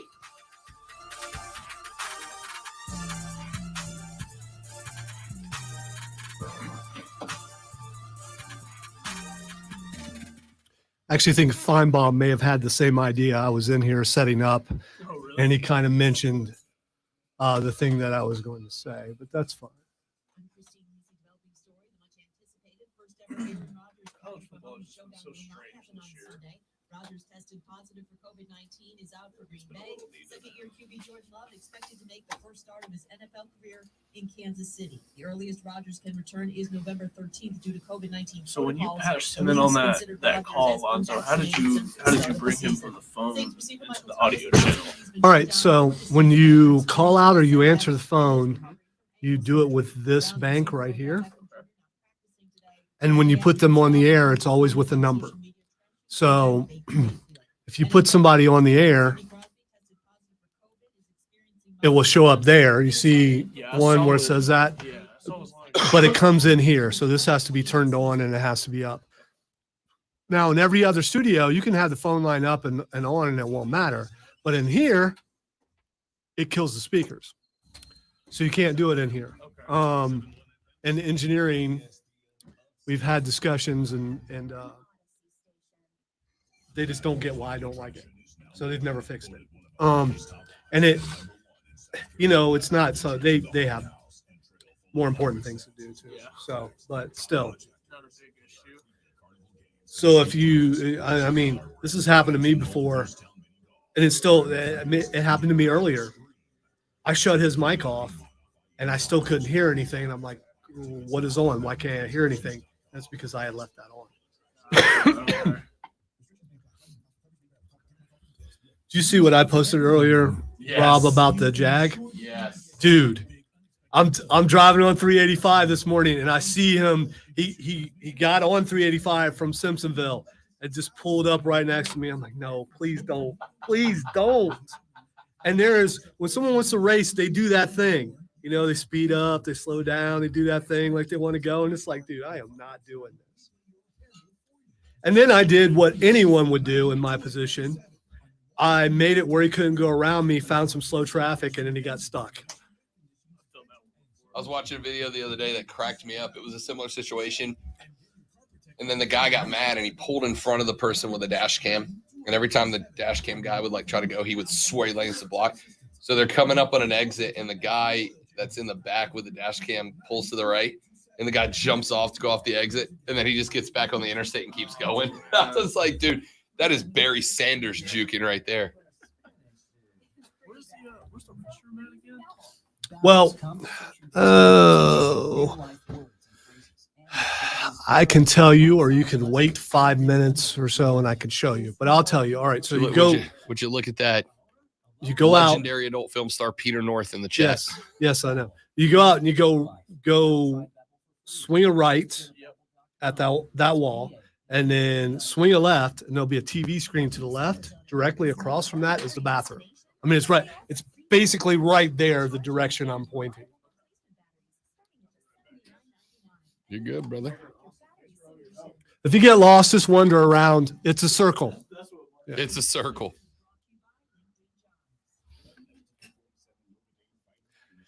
See, the bad part is good-looking honky. That's his thing. So, Rob, are you willing to look that up to find out if he indeed is? Oh, I know who Peter North is. I don't know if this is the real Peter North. Yeah, okay. Of the existence of. I Peter thought North. I had heard of that name before. But there's always that person. Yeah.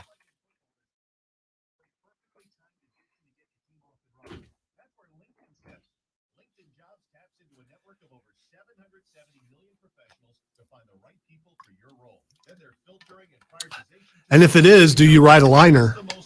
Listened to by more adult film stars.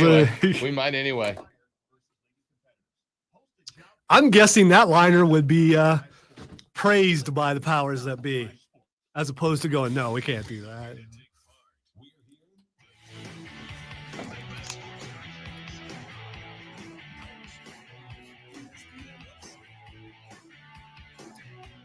All right, so last night, our first 2021 college football playoff rankings were dropped. We have seen the teams that are, as of right now, at least in the best position to find their way in. Georgia, zero surprise, ends up as the number 1 team in the playoff rankings. Alabama at 7-1 find themselves in the number 2 spot. Michigan State holds the number 3 spot at 8-0. Oregon at 7-1 is number 4. Just outside, looking in, and big fans right now of the Georgia Bulldogs are the Ohio State Buckeyes at 7-1 in 5th place. Cincinnati 8-0 finds themselves at number 6. They are not out of it, Lonzo, but they're not in either. They're going to need some help if they're going to be bumped into the playoff race. See, and I don't understand. I count you among the people who thought, well, obviously you said they'd be in the top 4, and they weren't. And I'm not trying to go, I said they wouldn't. Here's why I didn't think they would. Because they won. What's the point?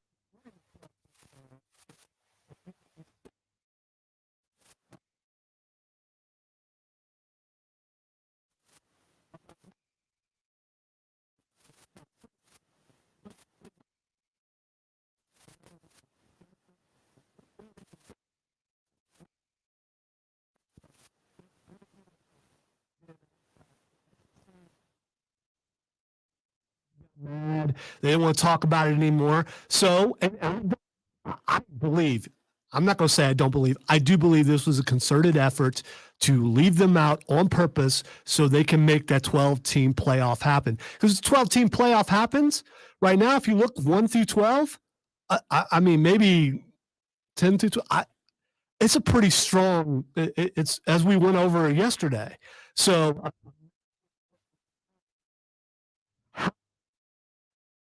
left out. And you know what? Cincinnati is not entirely out of it, but I don't see a scenario where they make it in.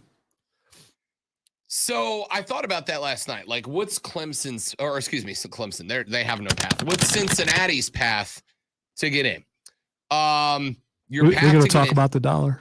I mean, I put it on the stream. I gave Lonzo a stupid dollar. Yeah, I know. I mean, that's what I get for having faith in people to do the right thing. Cost me money every damn time. Right now, I think if you are Cincinnati, you are huge Michigan State fans because they've got Ohio State coming up in a couple weeks. They need the Buckeyes to get bumped. That goes to 5. And then you're huge fans of Georgia in the SEC championship game because Georgia's got to beat Alabama.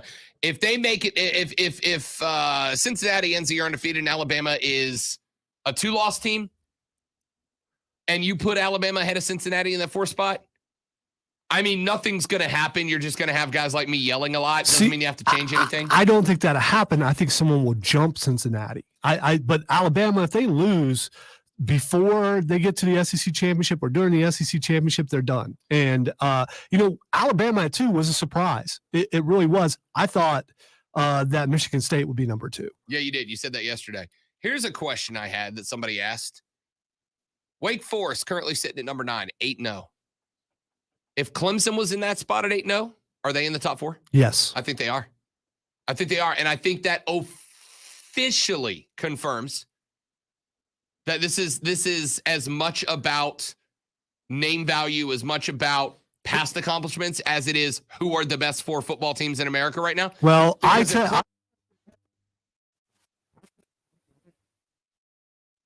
mattered.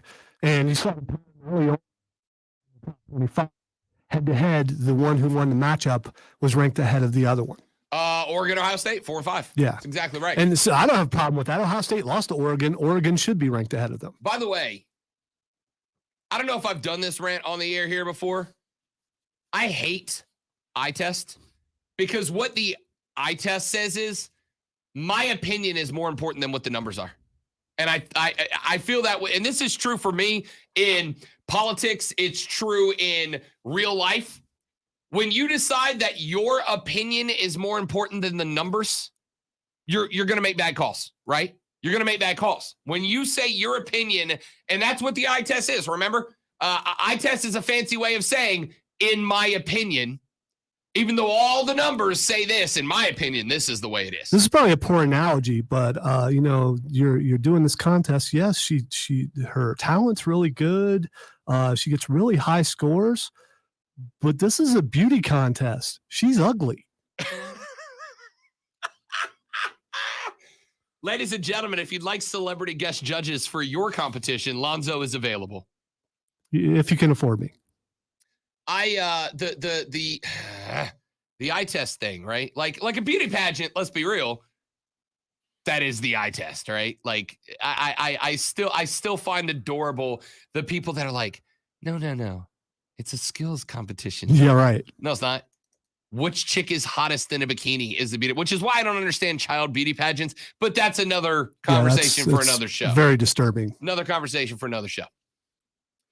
The eye test in this case means my opinion is more important than the results on the field. It's more important than the numbers. It's more important than the stats. It's more important than the offensive and defensive efficiency numbers. My opinion matters more than that. Yeah, but that committee is there for their opinion. I mean, yeah, they're crunching the numbers and everything, but in the end, it's their opinion about what one is better than the other. Which is why I 100% advocate for a 12-team playoff.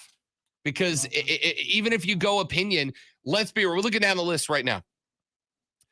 Tell me when you get to a point where you think we have hit a team that genuinely cannot win a national championship this year. Just not good enough. Georgia, Alabama, Michigan State, Oregon, Ohio State, Cincinnati, Michigan, Oklahoma, Wake Forest, Notre Dame, Oklahoma State. You've already mentioned one. Cincinnati. They cannot win a national championship. They cannot beat one of those bigger names that is ahead of them. Any of those. Cincinnati.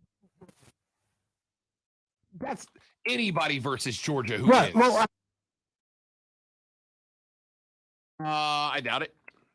Can they beat Michigan State? I doubt it. Can they beat them? I don't know. I'm not.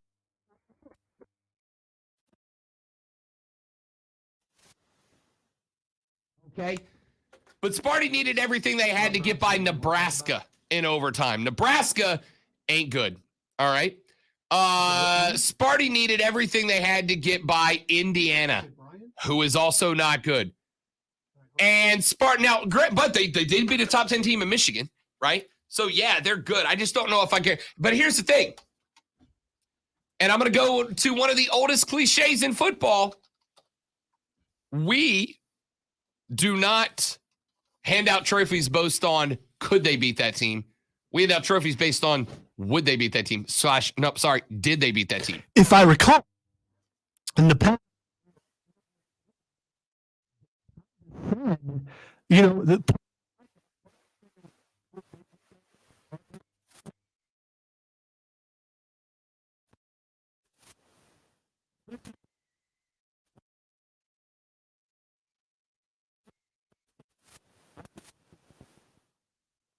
I mean, you're not wrong. It just sucks for Cincinnati, right? Because every year there's like the goalpost, the metaphorical proverbial goalpost gets moved every year for the group of 5 teams. Every year it gets moved. Number of years ago, it was schedule harder. They started to. Then it turned into beat a Power 5 team. Okay. Then it said beat them on the road, not here. Okay. They've done everything that's ever been asked by a group of 5 teams. If Cincinnati had if all their non-conference was big time teams and they beat all those guys, but again, because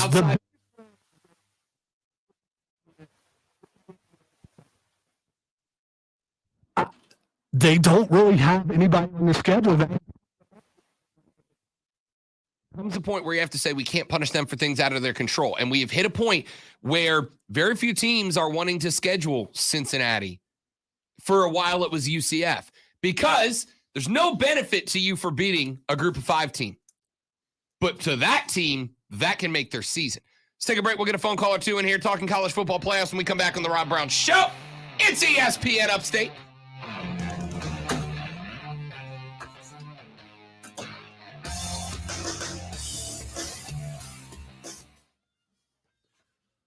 What's up, fella? Hi. Captain America, Chris Evans from down the hall. Is he not here or something? Or I gotta go. it's not even 2 yet. You're supposed to be here until 2. He didn't say it was time to go. He said he's got to go. I know, but There's a difference. But he can. Also said he was going to come in early. I did. I'm just saying what he told me. You just wanted to do what we talked about earlier. I walked into the studio. He was here earlier yesterday. Okay. I mean, I can't say no to you. I am no longer your boss. So let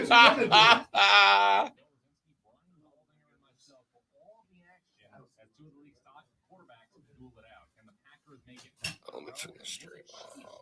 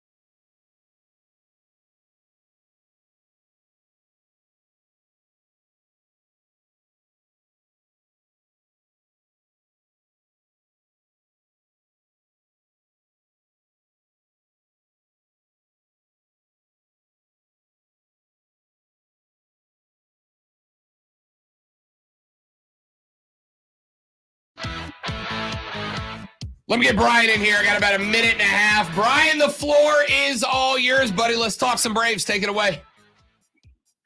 Yeah. Wait. Oh, do you want to talk? Oh, you want to talk some Braves? I'll absolutely talk some Oh, Braves. sorry. You said playoffs. You said playoffs. That's my bad. Whatever. You got a minute and a half, Brian. It's yours to do whatever you want. Go ahead.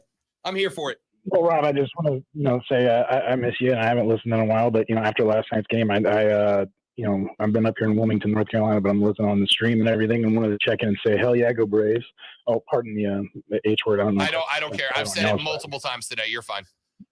Easy. Then hell yes, go Braves. Chop on. I love it. I absolutely love it. Hearing the chopping after the game, like after all these woke folks that just want to they hate us because they ain't us. In my opinion, they hate us because they ain't us. Let the haters hate. And So, but going back to the college football playoffs. Yeah, real quick. I got about 20 seconds, Brian. Run through it. Okay, 20 seconds. Yeah. Passing the eye test. Yeah, she's got to be hot. It's the same thing. You've got your Bamas and your blue collars, everybody that's always there. Well, they're bringing the money and everything. They look good, they play good.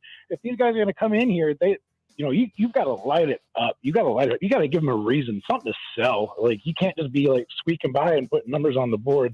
They want to know that you're bringing, TV money or something if your fans aren't going to travel. Yeah, you ain't wrong, Brian. I'm going to address that when we come back. Sorry, we got the top of the hour break. Back after this on the Rob Brown Show, ESPN Upstate.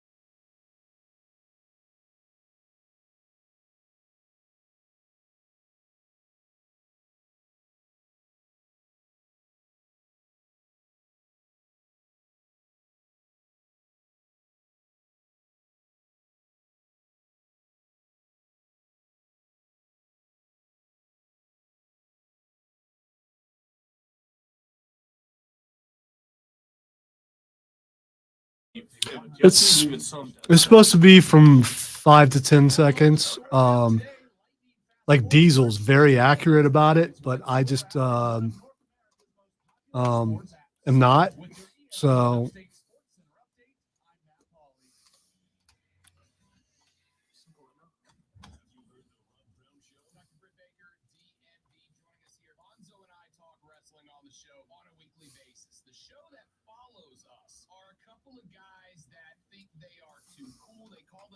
The show for men and it's the show because we talk wrestling. Mark Ryan is my colleague and the host of that show that thinks that wrestling is not cool, that folks like you just won't get a real job. Would you mind sending a message to Mark Ryan about his view on this business? Mark Ryan, let me tell you, if you don't think this is a real job, yes, we did ask a professional wrestler to cut a promo on our coworker.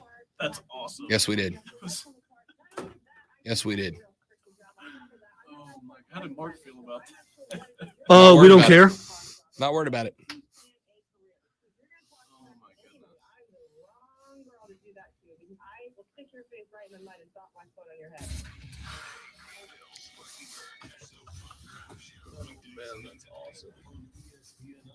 It's more funny because he and I had Mandy Rose, another wrestler, on, and he told her that he thought she was a ring girl. And so that promo played for the longest. So the fact that another woman's wrestler is doing that to him, it makes it funnier. Yes. Oh, man.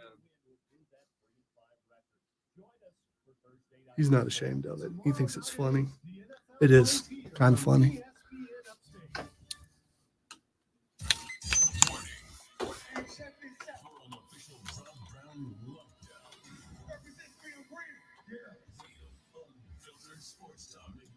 Locally for the Carolinas. This is the Rob Brown Show, only on ESPN.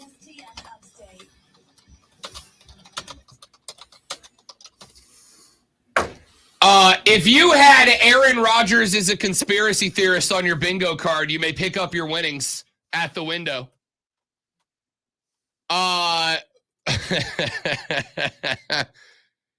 Seneca Wallace, former Iowa State and NFL quarterback, has a podcast, I guess. And he is saying that Aaron Rodgers said to him on his podcast the other day, what do you think all that stuff is flying behind the jets? Not the Jets, the football team, like up in the sky jets. Talk about chemtrails or comtrails, depending on how you say it. Yeah. Do you think it has anything to do with maybe why everybody's getting cancer? End quote. What a day A-Rod of the football persuasion is having today.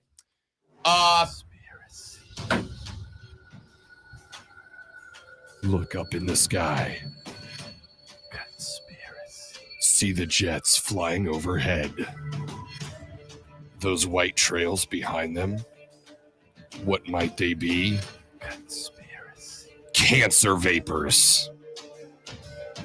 If it's good enough for Aaron Rodgers, is it not good enough for you? Conspiracy. Chemtrails. Cancer juice. Aaron Rodgers is an idiot. I timed up the conspiracy's pretty good this time, didn't I? Yeah, you did that last part because, Mr. Science, what is in chemtrails? Science. It's literally.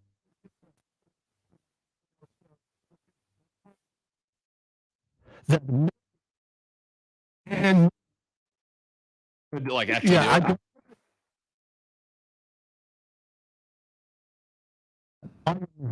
that I have readily available at the moment. So millions and millions of people who believe that chemtrails are the way that the government is dusting us, so to speak, they're all wrong.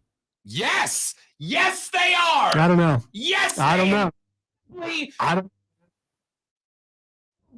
know. Are wrong. I don't know. No. Here's the thing, Lonzo. Easily provable? I don't know. I do know because we know what they're contrails. That's what they're actually called. And they're literally just water vapor. It's just water in the sky. That's all it is. It's a mini condensed cloud. That's literally it. That's all. And that is your haughty explanation. No. It's not an explanation. It's a definition. Aaron Rodgers. I would stick to using the brain to diagnose rollover 2 coverage. All right, A-Rod? I would say that you don't realize where you are, and the belief of chemtrails is very high in this area. Dear South Carolina. As someone years and have set through entire shows about chemtrails.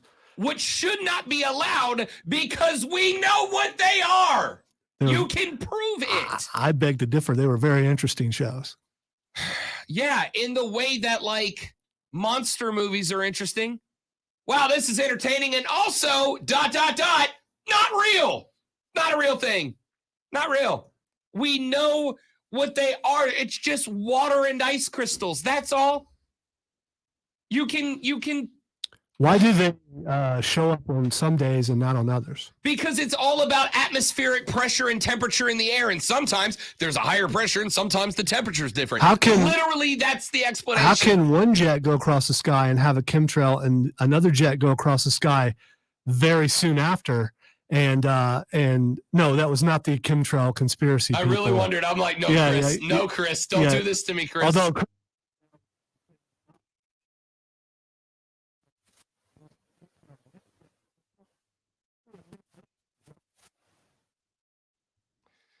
because there are multiple variables in the equation, including altitude, humidity, temperature, etc. And any one of those conditions changing can not only change the presence of whether a contrail exists or not, but can actually change the length of the contrail, the duration that the contrail is visible, the actual visibility, like how thick the contrail is. We can prove this. If I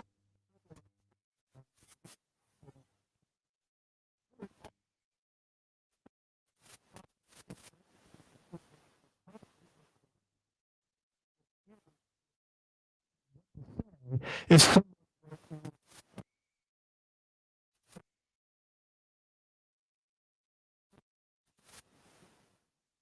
Hendricks handed me my sheet of paper on what to do. Oh no.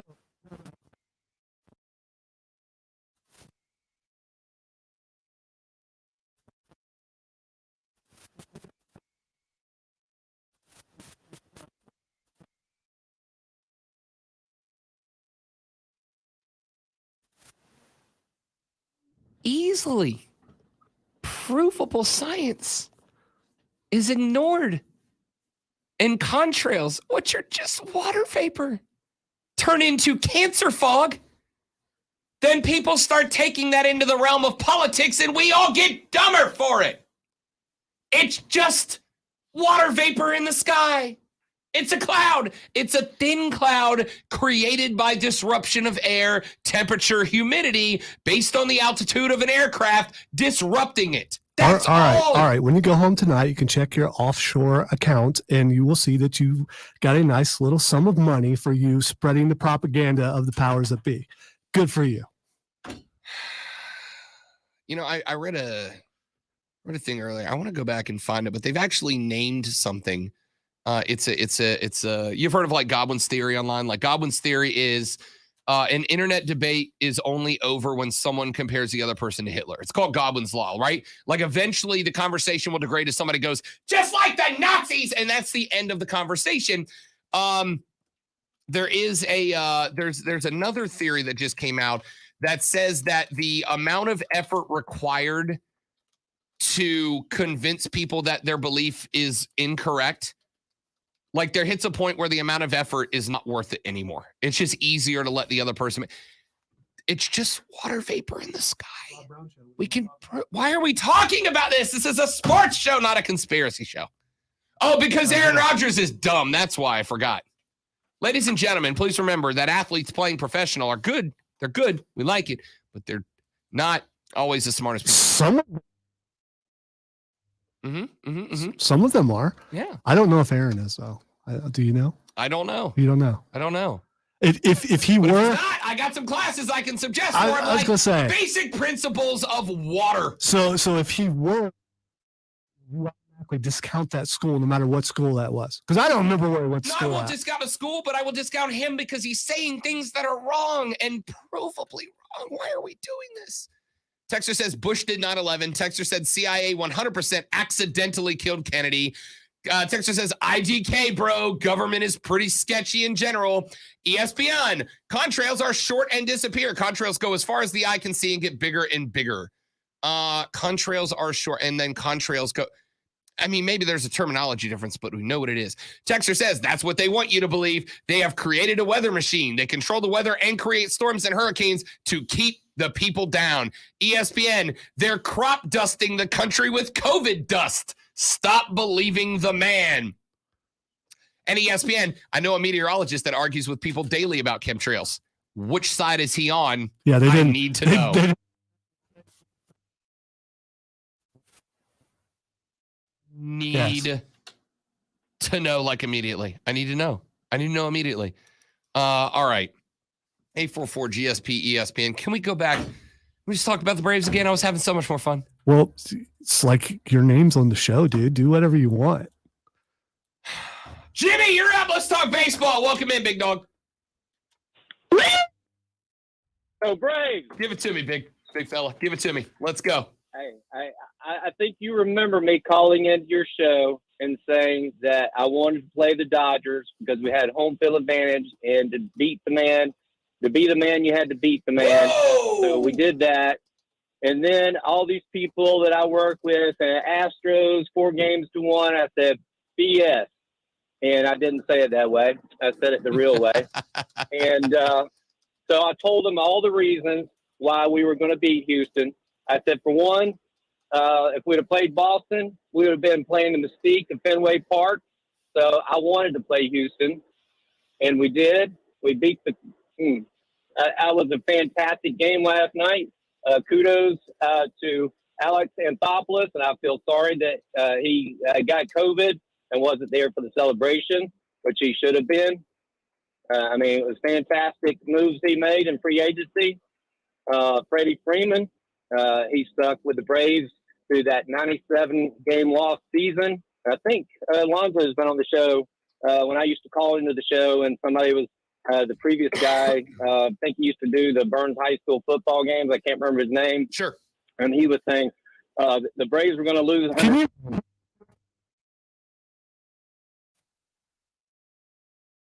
Hey, man, I'm old. What can I say? Okay. All right. But I remember he used to do the Burns High School football game, so give me that, man. So he was always, and he said that the Braves should stick with the young players like Albies and Acuna instead of going after the big name free agents. But this year showed that you have to get the free agents to go with the talent that you already have drafted and have on the team and have developed. So I guess I kind of proved my point that way too, because I think I was wanting some big free agents back then, right after the year we lost 97 games. So Alonzo can tell you, I've been calling into the show for about 6 years. I'm a true Braves fan, and I'm happy as can be today. You and me both. Congratulations, Jimmy. Go enjoy the day, big fella. Oh, it's good to be a Braves fan today, ain't it? Atlanta Braves, your 2021 World Series. By the way, he doesn't need affirmation, but yes, Jimmy has been calling since the beginning of the station, and the host that he's talking about is the retired Greg McKinney. Yeah. So there we go. I am, man, like I said, I told the story back in the first hour. When I was 10 years old in 1995, my old man took me to the Shalimar Diner. Big burgers and milkshakes with the extra milkshake that came in the silver tin. It was like highlight day, man. Like, that was a treat. All A's on the report card. You got the Shalimar Diner. So, old man takes me there to watch the clinching game of the World Series, not knowing if we were going to win or lose, but he took us, or he took me, big Braves fan, wearing an Atlanta Braves t-shirt. First one I ever owned, given to me by Ashley Powell, the smoke show of the fourth grade or whatever it was. Have you ever looked up Ashley Powell just to see? Mm-hmm. Okay. Not recently, because I'm not a creeper. I'm just curious. Well, you wouldn't be. Well, we ended up going to college together. So, like, not like together, but like we went to the same college. Smoke show. So I wasn't trying to make it weird. I was just curious. That's okay. Anyway, she gave me that shirt. I wore it. My dad took me, and we were in the Shalimar Diner, and the Braves win. And the old man is, and there were a few other Braves fans in there watching the game. So I'm celebrating with all these adults. High five, everybody wins. And the old man, like I said, I can't quote him, but I'll remember the message, which is he said to me, he said, I want you to remember this moment. I want you to enjoy this moment, but I want you to remember. I want you to look around and take this in and remember this moment, because this doesn't happen often. Winning is hard. Winning a championship, to be the best at something, is hard, and it doesn't. First off, very few people ever actually get to experience being the best at something. Not me and Lonzo. We got to experience it earlier this year. Hardware, baby. Hardware, but not everybody wants to experience it. And I'll tell you the truth: when the night we won the trophy, when they announced Lonzo and I had won Best Sports Talk radio show in the Upstate, I kind of wait. In the state of South Carolina. You said the Upstate. I can't let that go. In the Palmetto State as a whole. The entire state. The entire Not state. just the upper part, but the entire. All of it. Okay. Upper, lower, left, right, all of it. When they announced this, I kind of sat back in the chair and just looked around for a second, because I wanted to take in that moment. Because again, we may never win another one. We totally will, but we may never win another one. Right? I don't know. So I took in that moment because of that lesson my dad told me. He said, look, winning is hard. Winning championships is really hard. And there are a lot of people who go through their entire, how many Cubs fans went their entire life, never got to see one? How many Red Sox fans went their entire, the Red Sox went their entire life, never got to see one? How many Atlanta Falcons fans are going to go through their entire life and never get to see a Super Bowl? All right. It's not something, and you can't take it for granted. And I thought back about that night at the Shalimar Diner in 1995 when my old man told a 10-year-old Rob Brown, take this moment in, breathe it in, relax, enjoy it, memorize it, because you may never get to do it again. And 25 years later, I thought, I got to see one. I was 10, but at least I got to see it, right? And then last night happened, and it ended. And it was the smoothest batch of bourbon I've ever had, and I thought to myself, I get to, as an adult, buy my own Atlanta Braves 2021 World Series champion shirt. Never gotten to do that before. All the heartache, all the infield fly rules, all the September collapses, all the pitching breakdowns, all the injuries to massive players in big spots, all that, worth it. Worth it for that moment, for that month. And I was by myself, right? Like, I wasn't in a mix of a bunch of big Braves fans. I was too anxiety-ridden to be at the bar. So I'm on the couch at the Casa de Love by myself, with a beer that I was too nervous to drink. And I sat there when it was over, and sat back into the couch and just took it in, because that feeling is rare. It's rare. I'd say almost, listen, I'm sure it's been great to be a Patriots fan during the Brady era, but I almost feel bad for them because I kind of got to the point where they felt like championships were expected. We just win them. And it lost that mystique to them. And they're about to get it back. But that mystique's gone away for a lot of teams. And even if you're one of the, you're a Lakers fan that got to go through a three-peat, or a Bulls fan with Michael Jordan who got to win a handful in a decade, like, that's a very special thing. What happened to the Braves last night was a very, very special thing. And if you're like me, I'm 36 years old, right? I was 10 when they won the last one. 26 years I had to wait for that to happen. I grew up watching the Braves on TBS. I grew up running across the street to Grandpa's house to watch the Brave and listen to his stories about watching Hank Aaron play, watching Dale Murphy play, watching all the old great Braves play. I grew up sneaking across the railway that went over the living room, crawling like I'm in Assassin's Creed so mom and dad don't look up and see me, sneaking to the TV room and turning on the TV and mashing that volume down button 100 times to try to get the volume off because little brother left it up before he went to bed so they wouldn't hear the TV come on. And then creeping across that television room floor because it was right over my parents' bedroom. And if they heard, I was grounded. So sneak into the couch and sitting as still as I could to watch a Braves game with no sound on. And I remember watching Chipper. Man, I hope Chipper gets one. And then having to watch Chipper retire without getting one. And being brokenhearted. I remember watching when Glavine left to go pitch for another team. And for the first time having to watch one of my favorite players ever pitch in a Cubs uniform. I remember these things. And that made what happened last night, all of that, all of those struggles and those memories of being a Braves fan and just being heartbroken, gone. And now I'm looking at the TV with Brian freaking Snicker, a guy that I beat the hell out of this year. Criticized him constantly for overmanaging the team, for overmanaging the players. Just beat him up all year. Hold up that commissioner's trophy. Freddie Freeman. Been watching Freddie Freeman for forever. He's new Chipper. Chipper volume 2.0. Watching him run across the field, trying to shove that game-winning baseball into his pocket, not being able to get it in his pocket, so he puts it in his glove, and as he's hugging guys, he's holding that glove under his arm so he can keep the ball. Then they interviewed him after, and they said, "You still got the ball?" He said, "I hit it." They said, "Oh, you hit it?" He said, "Yeah, so I can give it to Snit. Snit's getting that ball." He gets that memory because he's earned it. Love this team! And all those moments. And all those memories. Memories of watching those games with my grandpa. Memories of sitting in the Shalimar Diner watching with my dad. Memories of watching with family members and friends throughout the years. Memories of going to Old Turner Field with high school buddies. Having somebody's dad drive us 7 hours to go watch a baseball game and then turn around and drive it back. All of those memories.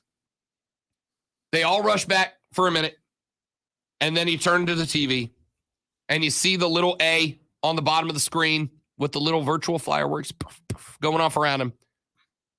Freaking worth it, man. Sports are great. And when sports are good, they're good. Sports are always good. But every now and then, man, sports gives you a moment. It just hands you a moment on a silver platter, and you know good and damn well you are never going to forget that moment. And even though I was by myself on a couch at the Casa de Love watching that World Series game wrap up, Game 6, it is going to be a joy. 10 or 15 or 20 or 25 years, or hell, maybe I'll never see the Braves and win another one. But I'll tell that story. I will tell that story the time I lived in Greenville, South Carolina. And I was sitting by myself on a couch, and I was nearly brought to tears because the memories of my grandpa and my dad, all my friends, and all the heartbreak and all the disappointment, they all came and all left. Back after this on the Rob Brown Show. It's ESPN Upstate.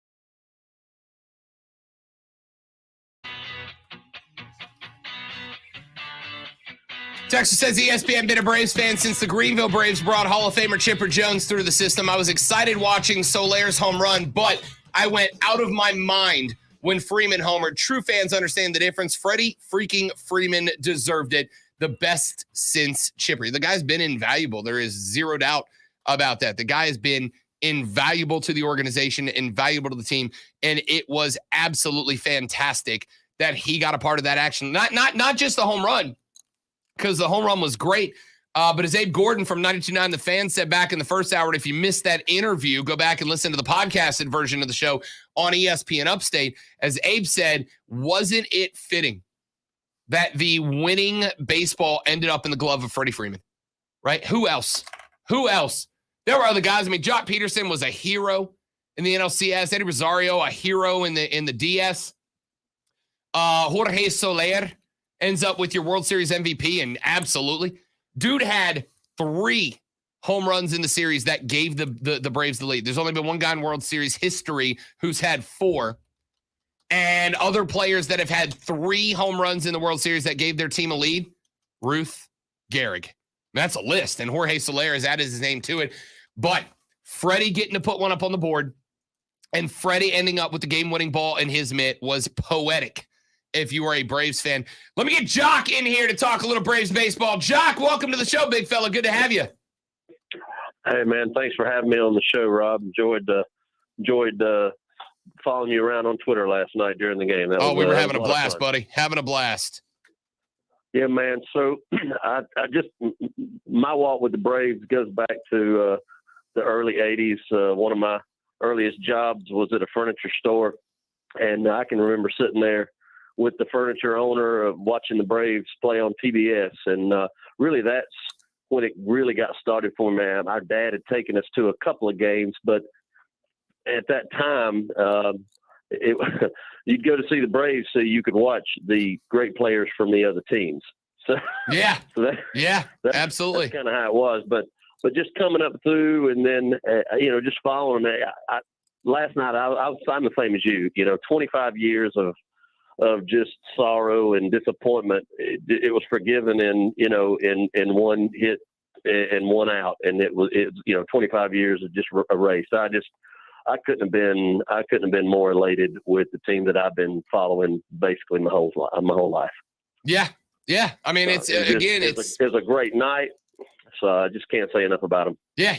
Jock, baseball was the first sport I ever played, right? I started in T-ball before I started in soccer. That's a result of living in the deep South and grew up a fan of this team. I was 10 the last time it happened. And so, when you put that much, because being a fan, Jock, it's an investment, right? And it's not just a financial investment, but it's an investment of your time. It's an investment of your energy. It's an investment of your emotion. I mean, you pour so much into being a fan.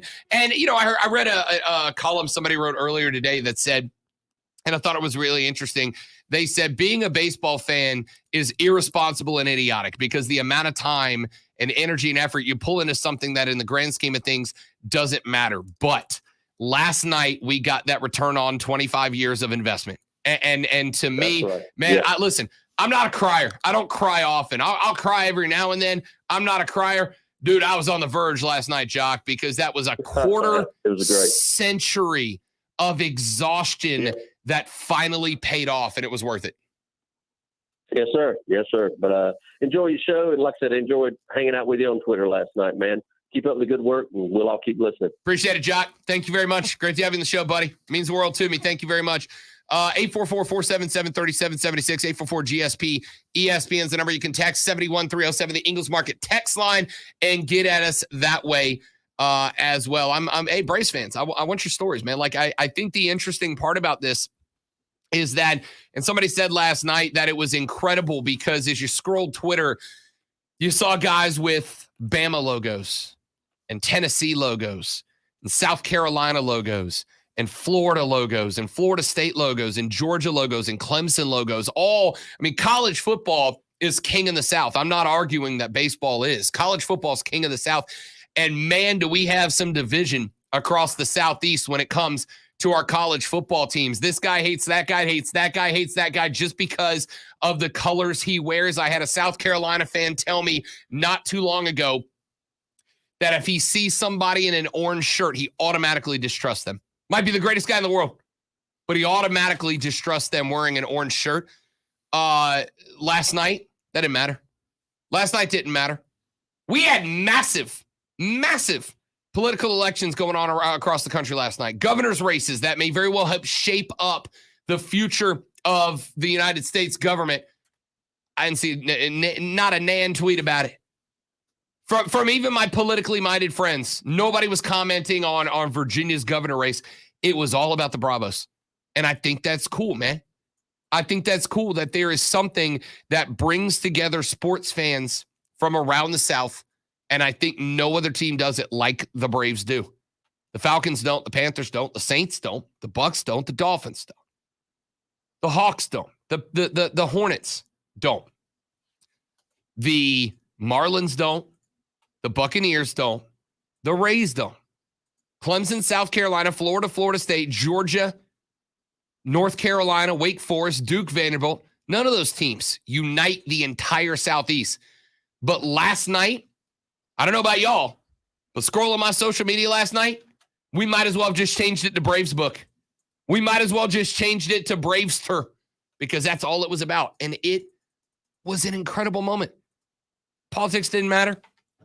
College football playoffs were important. The conversation was going on. We weren't fighting about whether Cincinnati should or should not have gotten in. Didn't fight about whether Bama should be number 2 or number 4 or out. All that mattered was the Braves, man, and it was cool. All right, let's come back. Speaking of the college football playoff rankings, we'll have one more run at those in the next segment. Then we'll get Twitter trending topics to wrap it up on a Wednesday afternoon. The Rob Brown Show's on your radio. It's ESPN Upstate.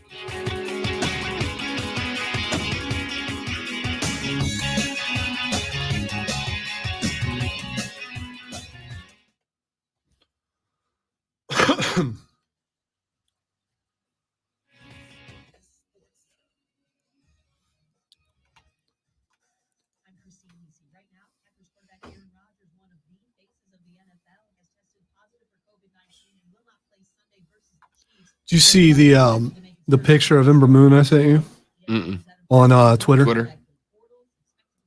I don't know how she did it, but it is wicked.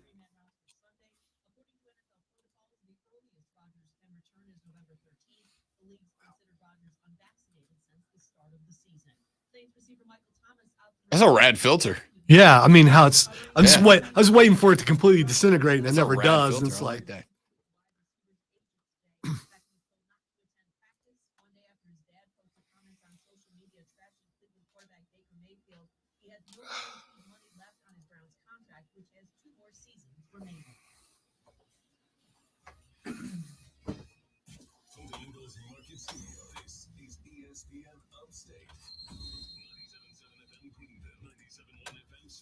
So did OBJ ask his dad to do that?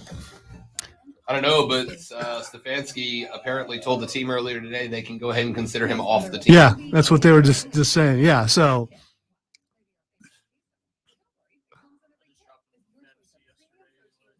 Well, why did you still have him? I mean, I was holding out hope that he was going to be OBJ again. He gave me 3 points in like 4 straight weeks. I think it was terrible. Here's what's interesting.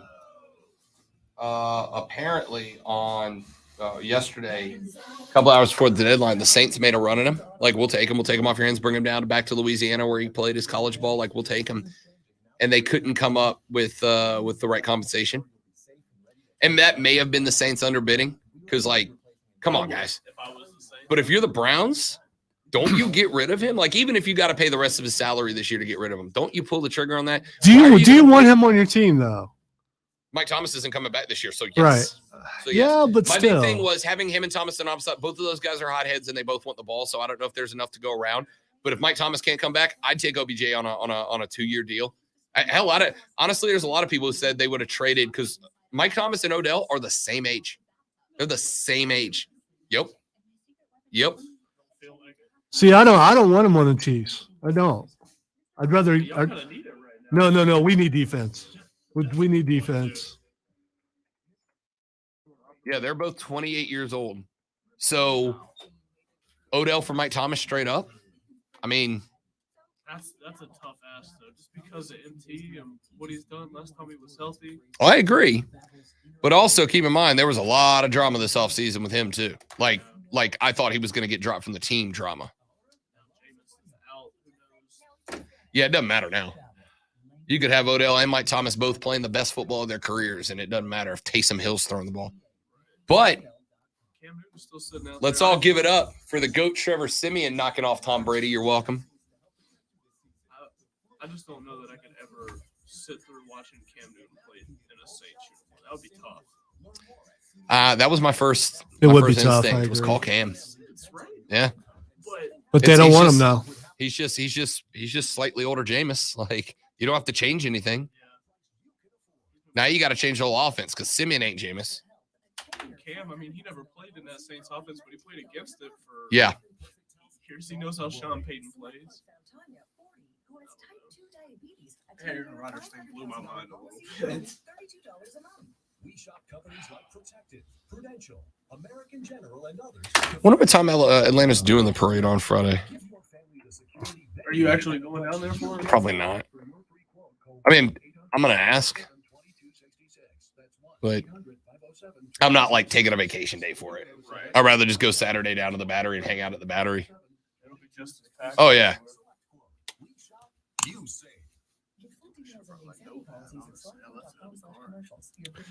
QC Kinetics next break. Okay.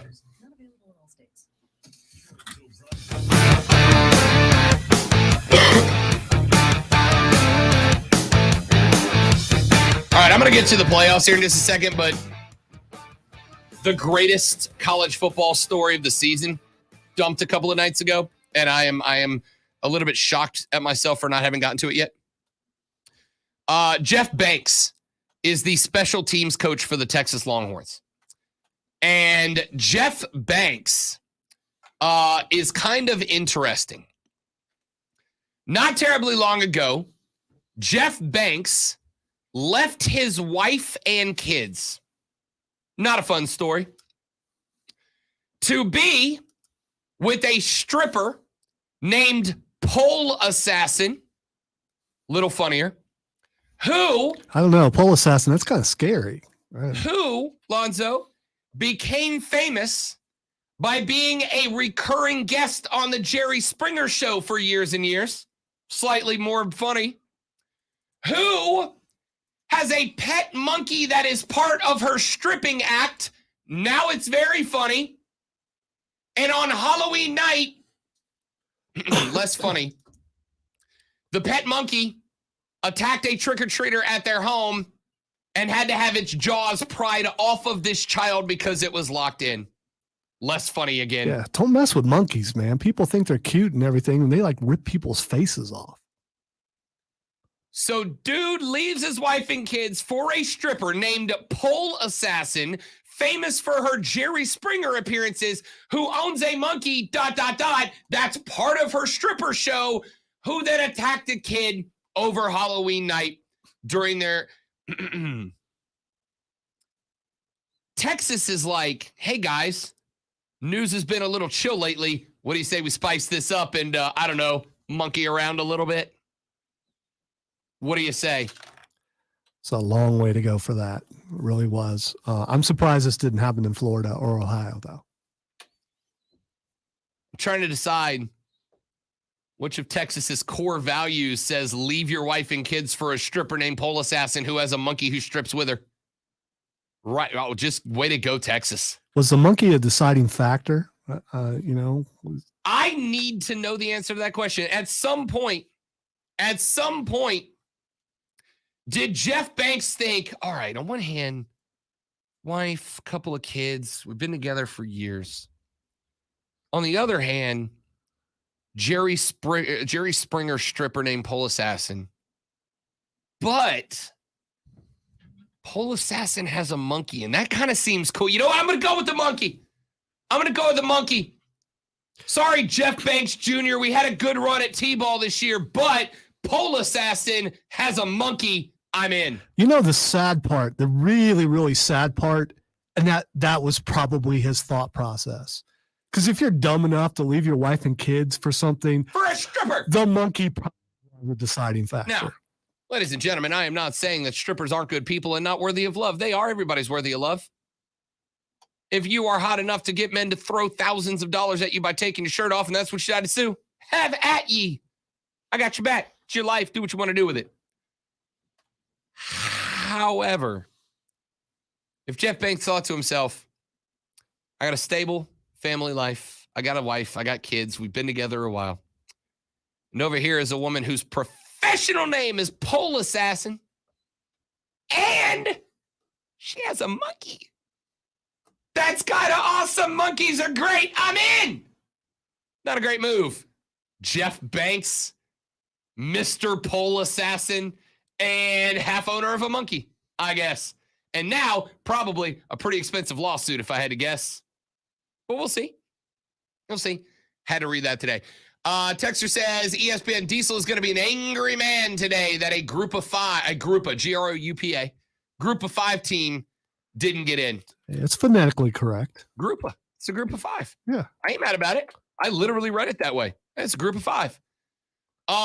Yes, the playoffs are settled.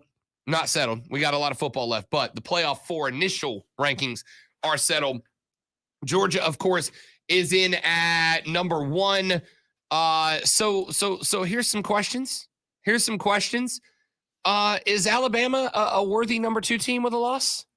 Remember, Alabama's been in a couple of scraps this year, including with a not so great Florida Gator team.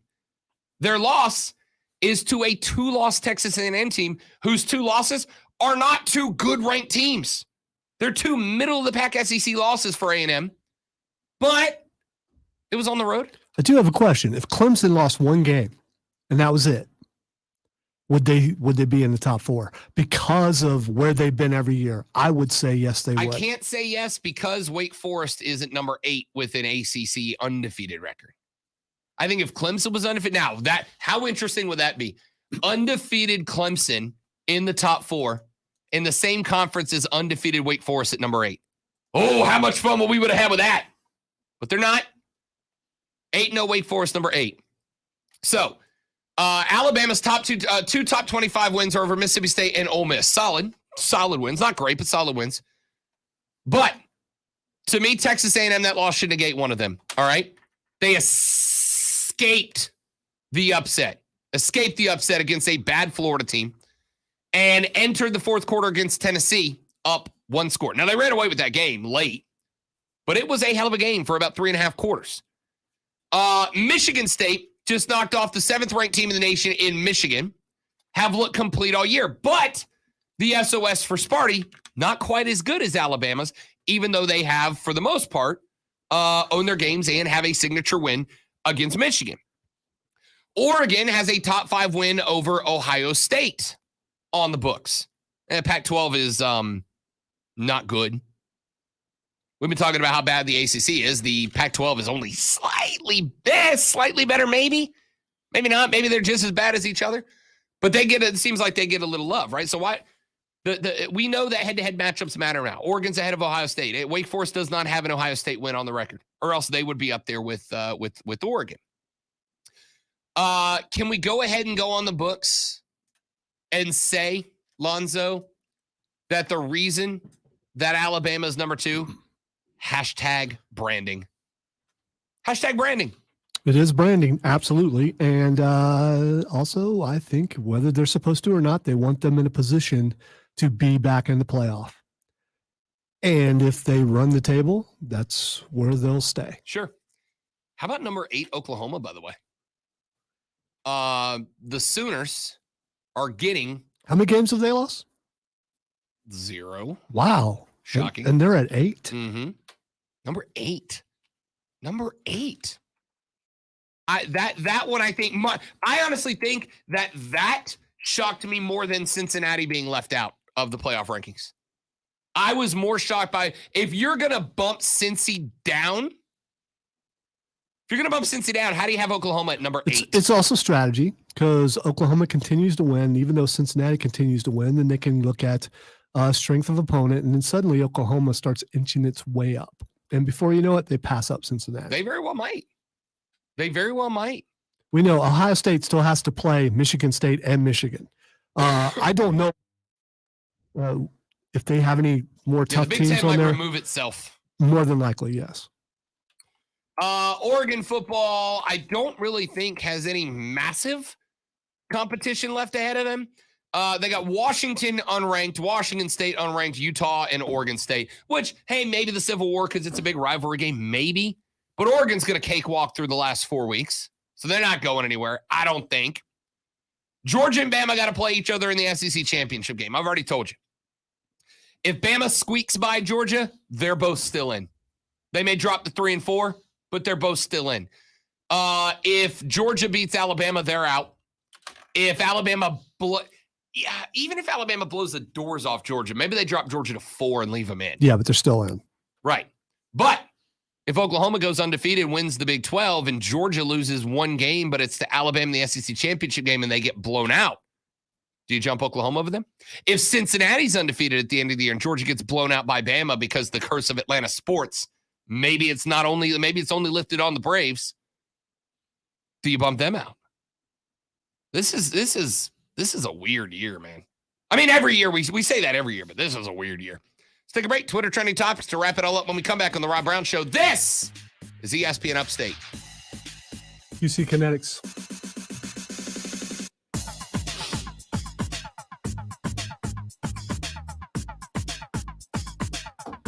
Say about my friends at QC Kinetics. Listen, as you age, inside of all your joints, your ankles, your knees, your hips, your lower back, your neck, your shoulders, your elbows, your wrists, all the places that you're bendy, you have connective tissue. It's there when you're born, and as you grow up, it's able to heal itself, replace itself, etc. But as you age, your body starts to slow down, that connective tissue wears down.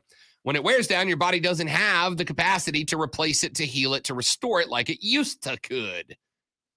And when that connective tissue goes away, parts that ain't supposed to rub and touch, it causes inflammation, it causes swelling, it causes pain. That's where that joint pain comes from. And eventually you're just going to run out and they're going to tell you, you got to have surgery. We got to go put in synthetic stuff, or we got to replace the whole joint or whatever.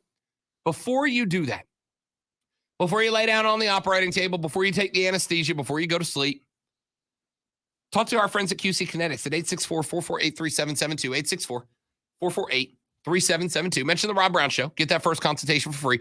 They will tell you how their restorative, regenerative, non-surgical therapy can help you out. It helps to replace the connective tissue in your joints. It helps your body to begin to manufacture and restore that connective tissue so the inflammation and the pain go away, and you can go back to living your life pain-free without fear of pain, causing you to miss out on important activities that you like to engage in. Call them right now at 864-448-3772. Mention the Rob Brown Show. Get that first consultation for free, or go to their website at qckinetics.com, qckinetics.com. Learn all about it and get yourself set up with our friends at QC Kinetics. Almost got through that one without blowing it up.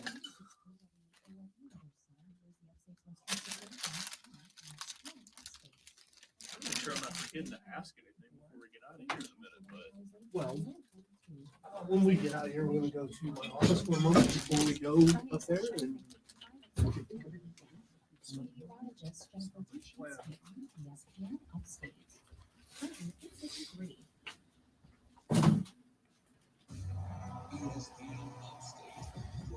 Do-do.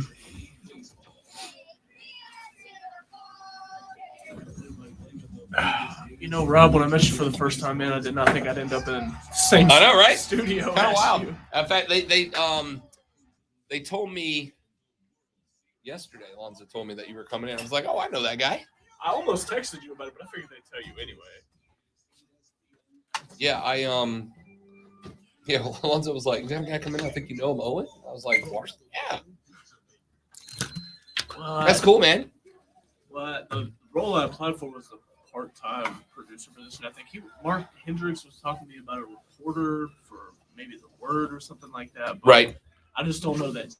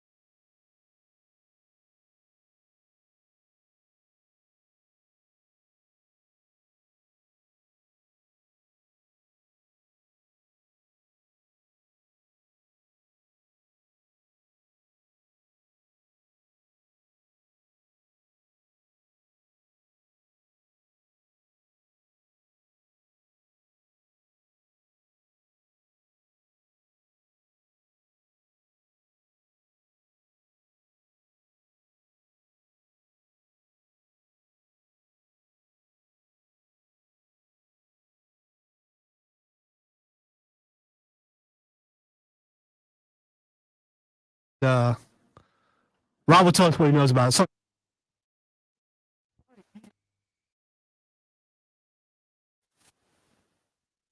as the artist formerly known as Dean Ambrose has announced that he is entering alcohol addiction rehab. Tony Khan, the owner of AEW, last night said that Moxley had cleared him to do that. And honestly, man, good on him. This is one of those things that you want a guy to get help before he gets in trouble. And if Mox has been struggling, then good on him for being willing to step away from what he does and get into the zone and get the help. So very happy for Mox. And absolutely. And getting out in front of it and letting everybody know what he's doing and that he's getting help, because it was going to leak eventually anyway. And so, I hope he gets help, because he is still my favorite wrestler. Yeah, good on him. All right. The next thing is trending is Blake Bortles. Blake Bortles is trending because he, ladies and gentlemen, is the newest member of the Green Bay Packers. Bortles was at Bortles. You ever watch Good Place? Great show. Great show. Bortles was actually on the Green Bay Packers roster preseason because they didn't know if Aaron Rodgers was going to show up or not. So Blake Bortles was there. He was released when Rodgers showed up, but now Rodgers and the third string quarterback are both COVID positive, which means they're unavailable this weekend. The only quarterback on the roster, Jordan Love. What happens if Jordan Love goes out and goes like 22 of 24 for 250 and 3 touchdowns? Oh, give me all the chaos. Anyway, Bortles is a Green Bay Packer now. Bortles! I love it. Lonzo, congrats on your win, buddy. They got Kansas.